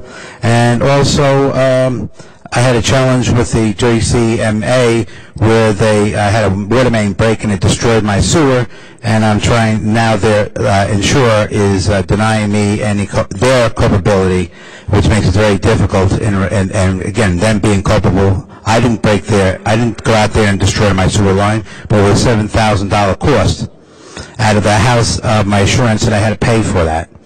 The next issue I'd like to see is full funding for the community awareness program. They are looking for $140,000, which really, in this day and age, comparing the $7 million we're in a hole with the JCIA, is minuscule. That's a diamond in our community, and if we have to look at great people like coming in and giving us a program, it's necessary. And if we don't have that being done, where do we stand? We don't even have a museum right now. What's happening with our museum inventory? Is that being rectified? I mean, that actually, I think the building should have been taken over back by the city because we happened to pay for it. We did a favor and so on and so forth. It was a municipal building. We give it to someone else, and then we lose it to another building, such as the Jersey City Medical Center, which is, technically speaking, if there's ever a major disaster, we are underprepared for the facts that we don't have the beds to do that. Thank you very much, and looking to see you next in 2 weeks. Thank you. What's the luck?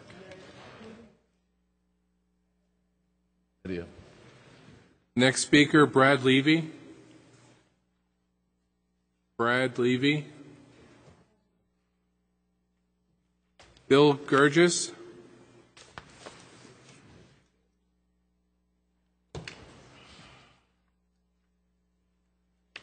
Taxi cabs, do you? Taxi cabs. Good evening, ladies and gentlemen. Good evening, council people. My name is Bill Gurgis, and I represent the Journal Square Taxi Cab Associations. We did heard about the problem in the square. We did heard about people that did complain. Can you lift the mic up, Bill? We did heard about the complaint that they did come. We were not aware of it. But thanks to Councilwoman Lopez and Councilor at Large, Yvonne, that she involved herself into the issue, bring it to our attentions. We have a lot of improvement, and I find out the more we work together, and I urge other council people to get involved, because it is not the square or people in the square. we take people from the square to all over the city. So it may not concern some of you at the surface, but in reality, we're taking your constituents, going to home, coming from home, and I find it necessary, and I urge you, all of you, to get involved with it. Some of the idea that they did comes, which is Councilwoman Lopez thankfully printed a survey which will distribute it to the people as soon as they arrive on a taxi line, and we'll pick it up from them. They fill it by themselves. As they enter the cab, they'll put the time and how long they wait. Some of them from 1 minute, and some of them, we have a few at 10 minutes. That's a big improvement from what we heard before from Mr. Lynch, that he himself refused to fill it, just to continue making the noise and the bad publicity that we've been getting. I'd like to thank an effort Mrs. McFadden that she's taken the time of her schedule to meet with us and ensure that we will get involved addressing the issue together. People, when they work together, it brings a better result. People, when they do things behind the scene, it's nothing but a negative publicity reflect on all of us. We are taxpayers, we are small business owner, and we are part of the city, especially the Journal Square and the entire city. We do not serve Journal Square people only. People come to Journal Square, whether they go into the Heights or to Greenville or here or there. Those are your constituents, and those are my clients. I don't want to have a taxi cab when I hear that, well, he is not in the stand, there is no taxi cab. Right now, the issue, it became visible to some of us that we involve. A case in point, Grove Street, you have 20 taxi cab serving literally the entire downtown, but they have 14 taxi stand for themselves. Journal Square, you have more than 1/3 of the entire fleet for Jersey City, more than 35 cab that we have in Journal Square. The sad reality, since 9/11, we've been working with 5 spots. That is not enough, unless that some of you are willing to explain to me and my colleague, when the subway come in and they have 20, 25, 35, 40 person, you only have 5 cab. Guess what? Where's the rest is going to go? And I have to make a spin around coming from the Heights or from downtown or all that issue. I have to make a spin from Bavonia to Summit to SIP, coming to Bergen to go in. There's 14 pedestrian crosswalk and 7 traffic lights. I urge any of you who take the time to serve his constituent to make sure that those will consume more than 10 minutes. We try to serve. I urge you, please get involved with us. We need your support to serve your constituents. I thank you. Thank you. Raphael Moes? Is that Gerges? Raphael? Raphael's not here. Is that Gerges the attorney? Waji Equimus? There's an attorney. Calvin Hart? Bless you. God bless you.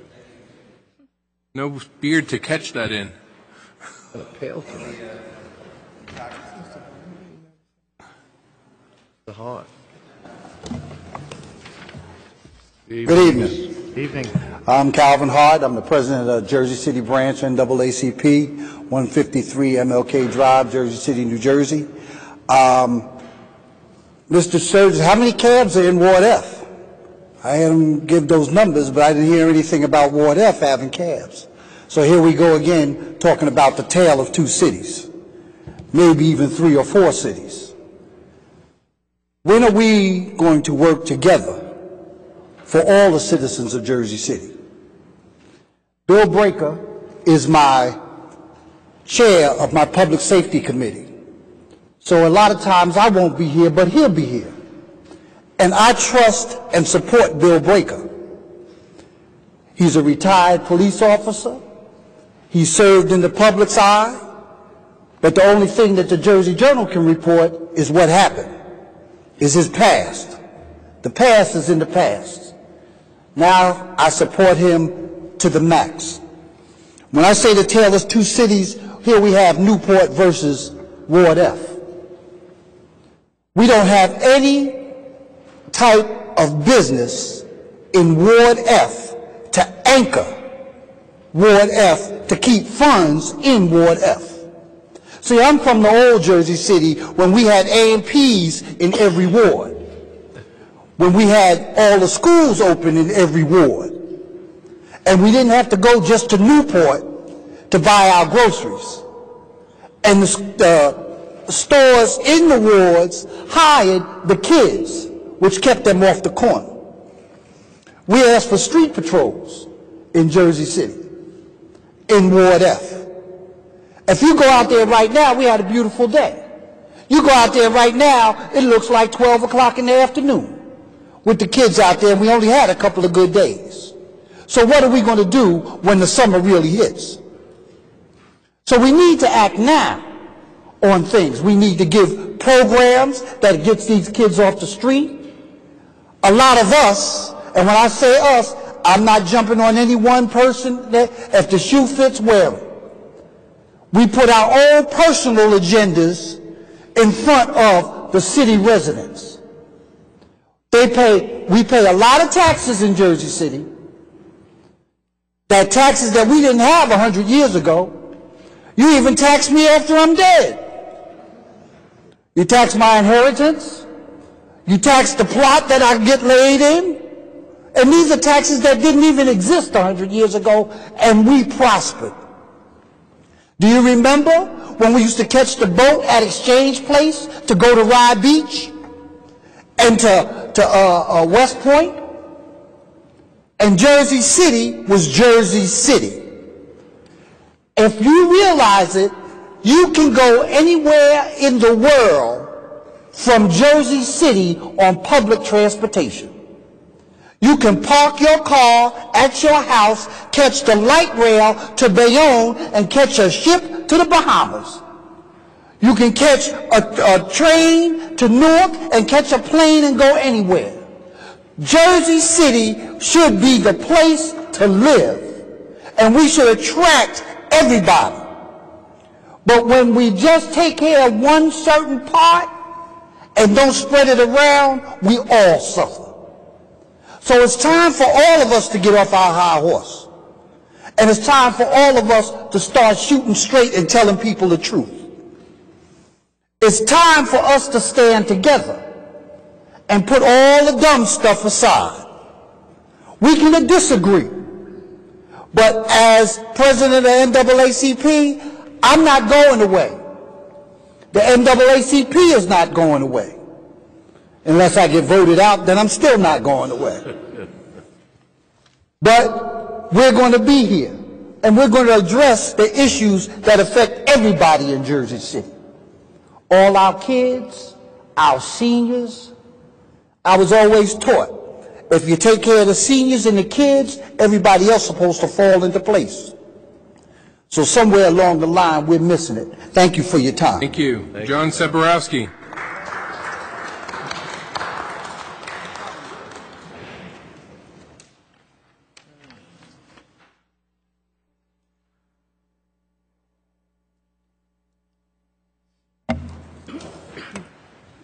Good evening. Actually, before I get started, I just wanted to comment on a couple of things Calvin Hart had just said, and he's right. We do need to do some things for the youth within the city. Give them some activities, give them some things to do. But you can't just put everything in Cave and Point. You have to spread it out throughout the city. When I was younger, I was fortunate enough that we had a CYO on Bergen Avenue, and I could spend 5-6 nights a week there, and it was a good place to go on Bergen Avenue. He talks about the shopping areas and things. While I was in high school for 3 years, I worked at the Woolworths on Claremont and Jackson Avenue. Very good shopping center. You need to bring that back. Okay, what I'm really here for is talk about these autonomous agencies that I think are really getting out of hand. I'll talk first about the parking authority. Last week, the commissioners of the Parking Authority unanimously approved a 5-year contract for the executive director. with a 12% increase over those 5 years. We allow that to happen while we're cutting back within the city, while we're drawing, people are losing money due to furlough days, people not getting increases within the city, but we allow this autonomous agency to do this type of thing. They go ahead and do this, and they say they had no idea. I mean, they give this, I'll call it a golden parachute to the director. So go ahead and do this while the mayor has actually stated in his State of the City address right here in February, and you have the legal counsel for the parking authority who says, I didn't know anything about it. Well, I know I was here that night, and we had parking authority people here, so how they don't know about it, and, you know, if he didn't know about it, I'm not sure, Bill, whether you guys communicate, but, you know, it's an autonomous agency, but somehow it's got to be put into the city. Hopefully the mayor can do what he said he was going to do and bring this within this new safety department he's putting together with the police and fire department. It doesn't belong where it's at. We don't need this type of political patronage. I mean, you look at the executive staff of the parking authority. Why do they require a CEO and an assistant CEO? Is that because the assistant CEO got pushed out of the job and we want to keep that person there? Why are we so top-heavy in that organization? And I hope when we bring the organization within the public safety that we don't take all these top-heavy people and move them in and get rid of all the people that are doing the jobs. You can't just keep the top-heavy people there. I know sometimes you have to do some political patronage jobs, but not there. The other one I want to talk about is the incinerator authority. I was actually at the caucus meeting. I think you're aware I was there. And I heard the back and forth over this $7 million. I think it should be an embarrassment to the city. Whether it be an embarrassment to Jack or to Orrin, I don't know. But, you know, one says he told the other one says, I didn't know that. How we owe $7 million to a vendor is ridiculous. What I tried to do was pay what I could, when I could. I don't see that statement coming from a senior executive director. That makes no sense. How do we have someone in that position making a statement like that? I hope, you know, we paid a consultant to do a study to see how these two departments should come together, the JCIA into the DPW or vice versa. The consultant we paid said it should go JCIA into the DPW. I know Mike Solano had the foresight to put another letter so that, in fact, the notice was there, so we should be able to do something. I'm sure in the budget for this year we haven't even approached that. Why do we continue to protect these people in these autonomous agencies? It makes no sense. You need to sum up, Mr. Okay, I will sum up.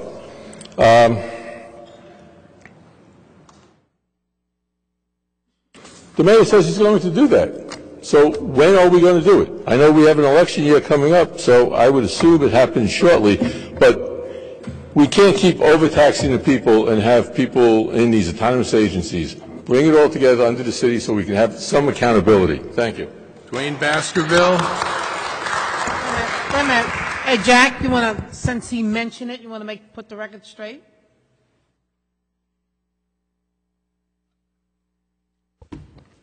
I believe the councilwoman is speaking about the record where on Monday, Orrin referenced he advised the city at a meeting that I attended that there were bills outstanding.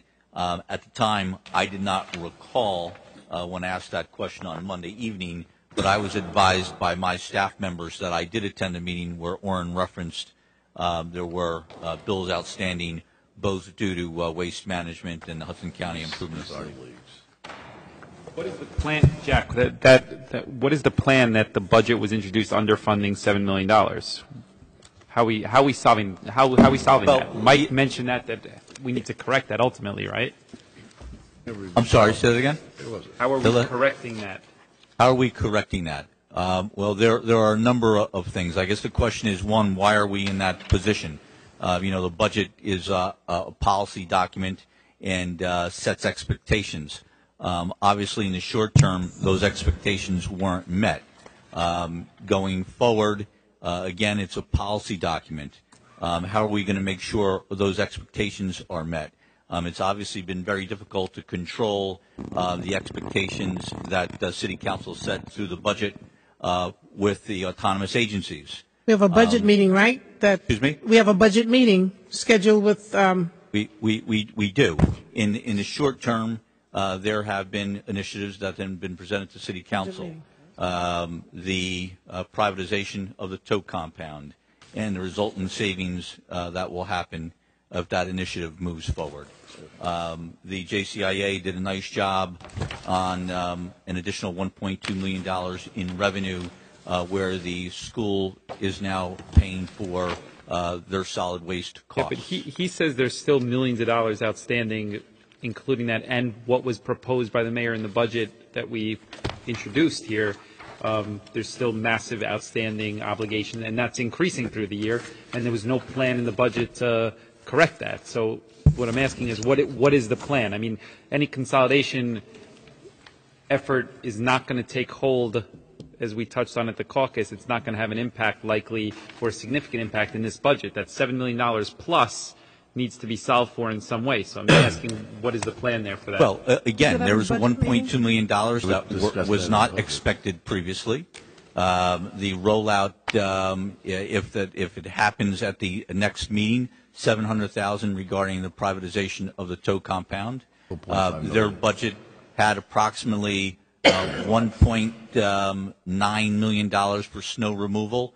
Or 1.6 million, corrected, for snow removal, of which they only spent $90,000. So there are some savings based on the fortunate occurrences in this last budget year, and we will have to look for other avenues to close that gap. But when we have the budget hearing, we need to trust that. CCIA's revenues are.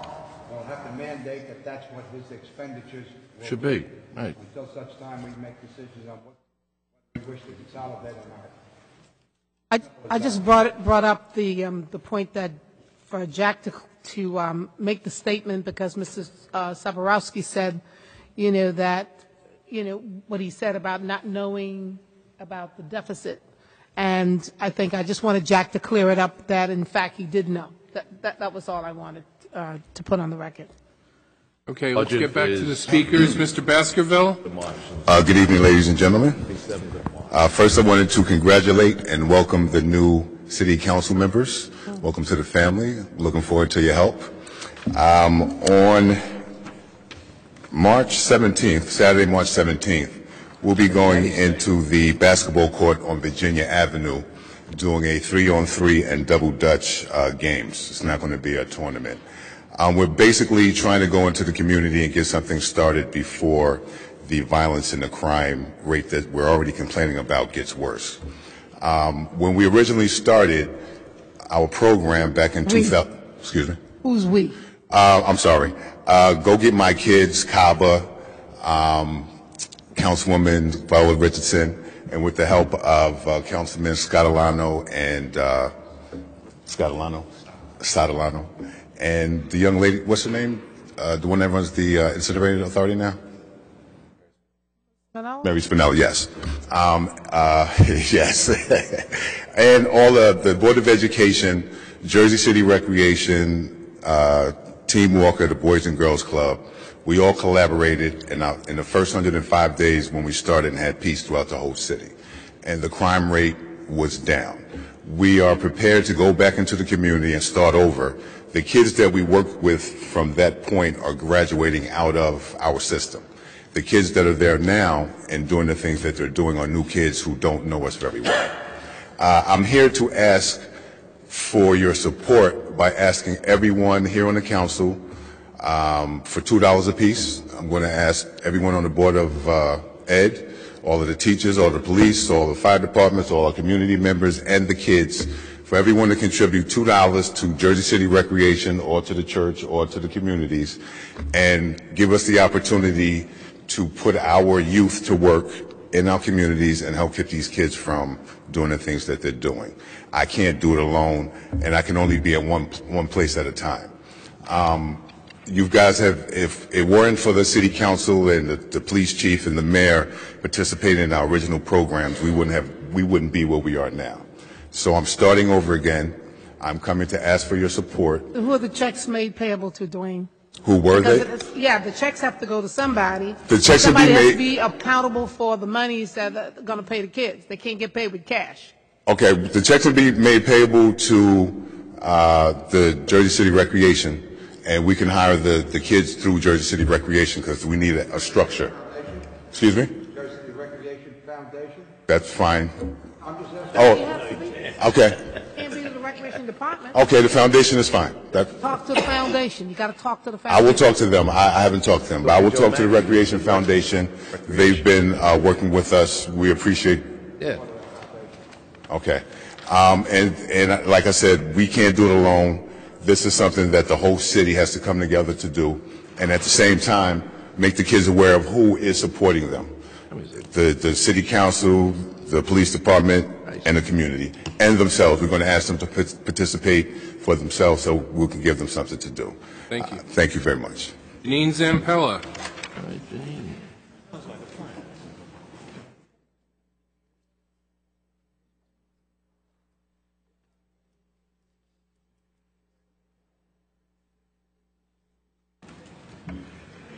That mic will move down.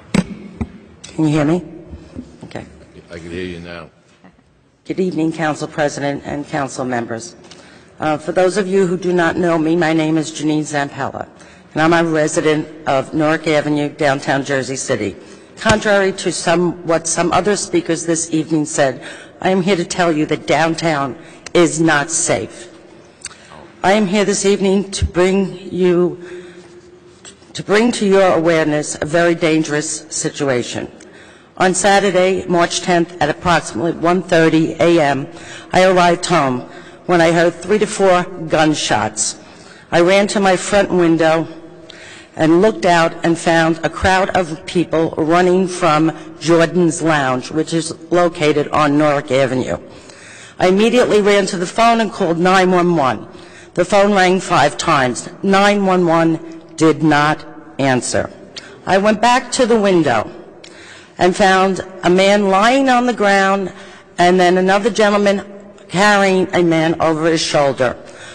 I picked up the phone and called the East Precinct and told them of what I saw. Went back to the window, chaos was going on, and no police. It took them 6 minutes to arrive. This was a terrible mess that was going on. If I had arrived home 5 minutes later than I did, I would have been caught up in it. Jordan's Lounge has been in similar situations in the past.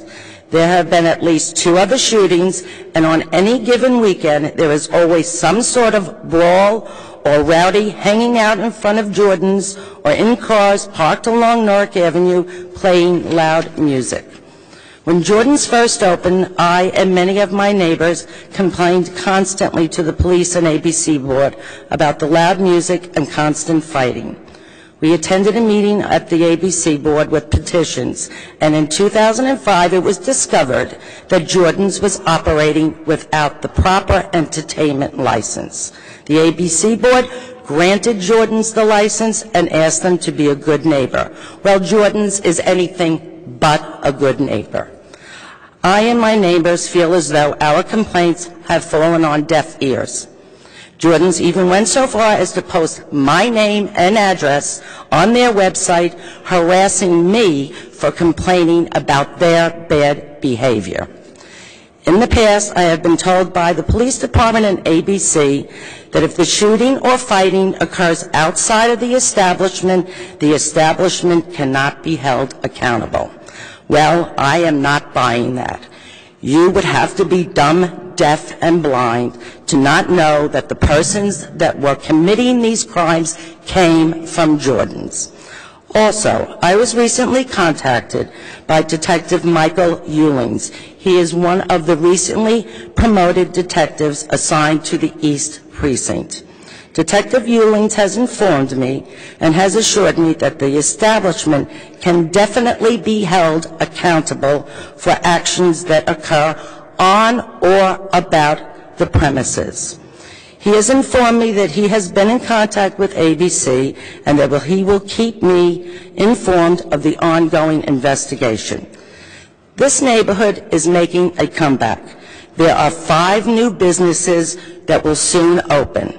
There is a 52-unit development project being built down the block, and establishments like Jordan's do not belong, nor do they deserve to be part of the community. They are not good neighbors.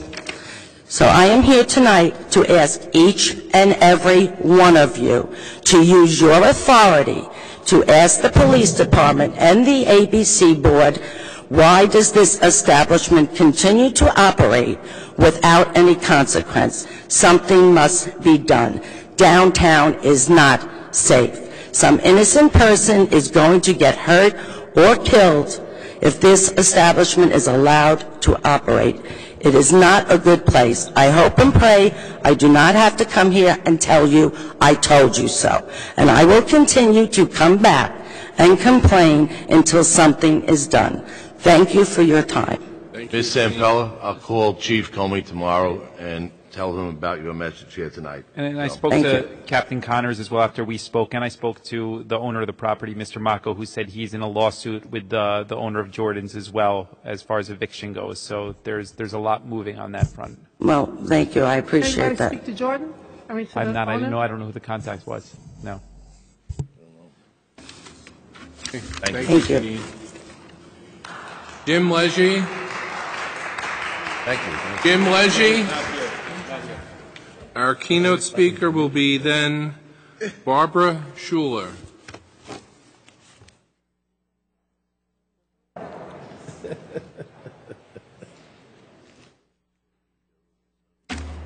Good evening. I'm not unknown to many of the people who were previously in this room. Lift the mic up and talk into the mic. I'm not unknown to many of the people who were previously in this room. I'm here in support of the Community Awareness Series. I'm aware of one thing, that Jersey City has very high recognition for many things: violence, crimes, drugs, the rate of hepatitis C, TB, and we're nationally known for our rate of HIV and AIDS. Please, let us not be known for the loss of this wonderful, wonderful organization. My investment in my life has always been in supporting the health and well-being of the community I work and live in. I sit on the Jersey City AIDS Task Force. I'm on the executive board of the Hudson County HIV/AIDS Planning Council, and for more than a decade I volunteered for the Jersey City Alliance Against Alcohol and Drug Abuse. I've never seen such a small group of people do so much with so little. I was introduced to the multicultural, multi-generational programs offered by the Community Awareness Series when I got my library card at the Miller branch and attended a program there. That was more than 15 years ago. I am used to the concept of a library being more than a book repository, having been raised in Newark and been exposed to the variety of programs offered to the community there.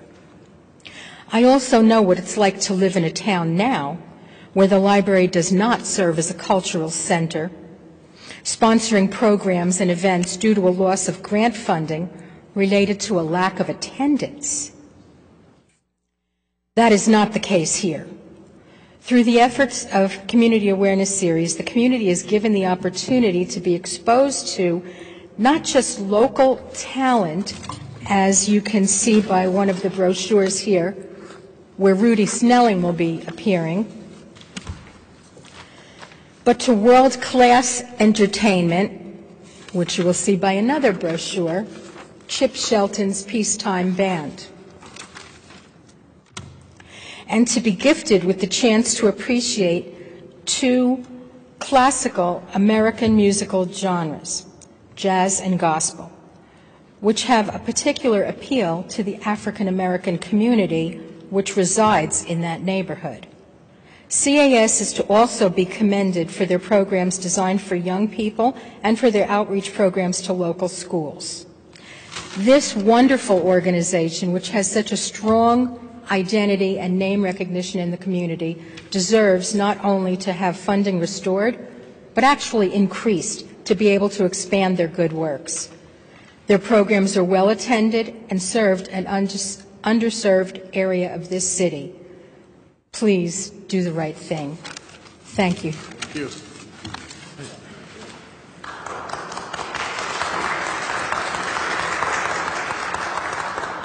City Council members, that's it for the speakers list. We'll allude to petitions and communications. We go all the way from 6A to 6Z35. Officers' communications, items 7A and B. Reports of directors 8A through F. We're to the claims and addendum number 1. Councilman Sotolano. Aye. Councilwoman Lopez. Aye. Councilman Fulop. Aye. Councilwoman Massey. Aye. Councilman Lavaro. Aye. Councilwoman Richardson. Aye. Council President Brennan. Aye. We have a 7-0 vote for the approval of the claims in addendum number 1. Council members, resolutions 10A through O. I caution you, we only have 7 members present. 10A needs 6 votes. Okay, Jack. 6 of 7. Jack, you were supposed to get some information on the center? Forgot? HVAC. Yes, I don't have the full report. Tachik was preparing the dates when certain things happened, and I never received it in time. Just get it to me, okay? Thanks. Okay, 10A through 10O, reminding everyone, 10A requires 6 affirmative votes. Councilman Sotolano. Aye, on all. Councilwoman Lopez. Aye on all. Councilman Fulop. Aye on all. Councilwoman Massey. Aye on all. Councilman Lavaro. Aye. Councilwoman Richardson. Aye. Council President Brennan. Aye and all. Congratulations to all the honorees. We have a 7-0 vote for 10A through O. P through Z1. Councilman Sotolano. Aye.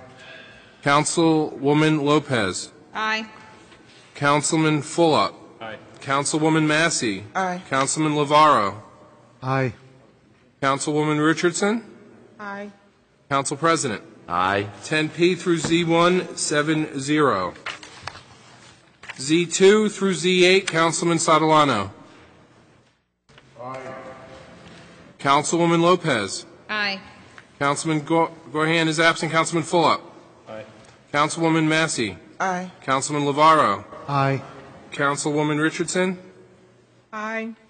Council President Brennan. Aye. We have a 7-0 vote for Z2 to Z8. Z10 through 21, let's note that 9 has been withdrawn.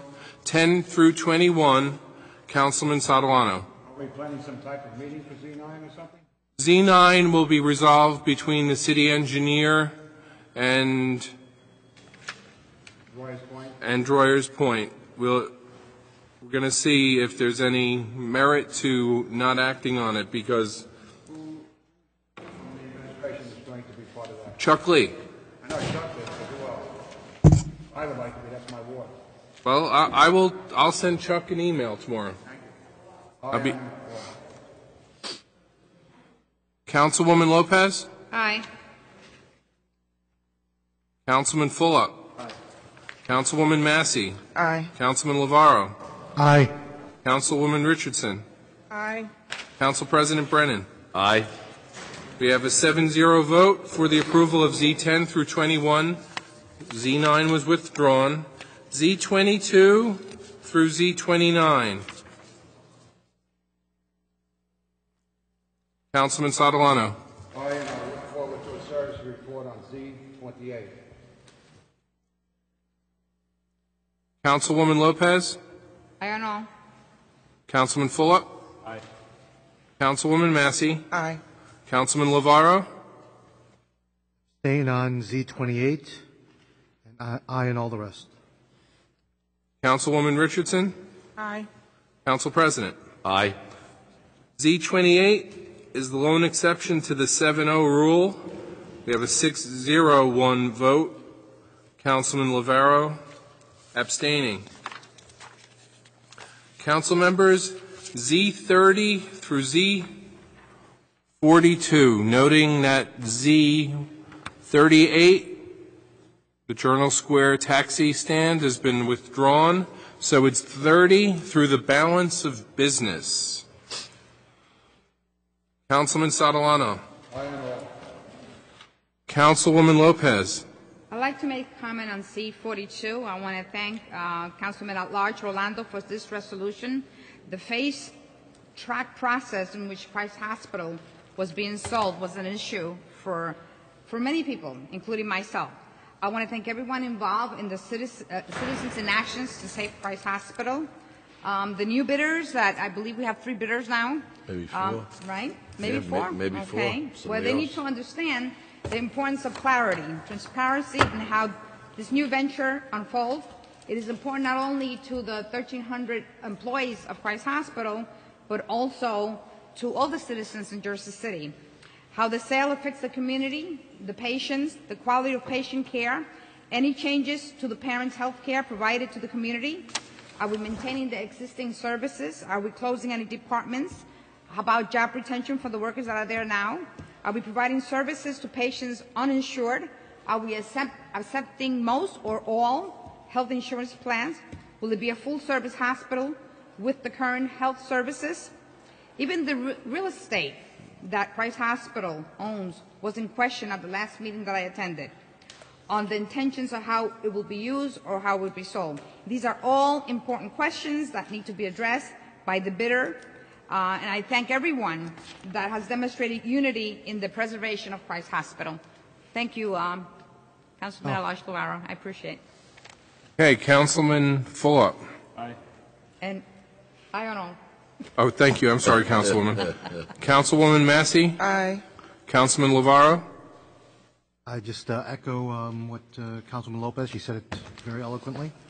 And just want to say... Do it louder, though. I'm sorry, with regard to Z41, Congressman Payne, we've lost a real advocate for Jersey City and the state of New Jersey.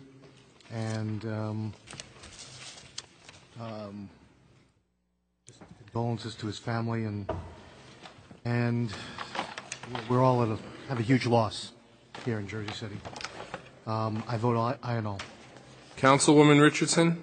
I echo the same sentiments of Lavaro relative to Congressman Payne.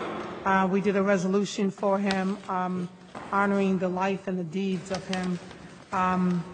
This man was very, very instrumental in a lot of foreign affairs, especially as it relates to global health subcommittees in Africa and the Sudanese militia. He's responsible for the widespread massacre in Darfur. He is the one who called for the creation of an international war crime tribunal to hold those people responsible for the widespread massacre in Darfur. And he is going to be sorely missed by all of us. I know that the Kenyan community had talked about how instrumental he has been in their lives and over in Kenya as much as in the United States.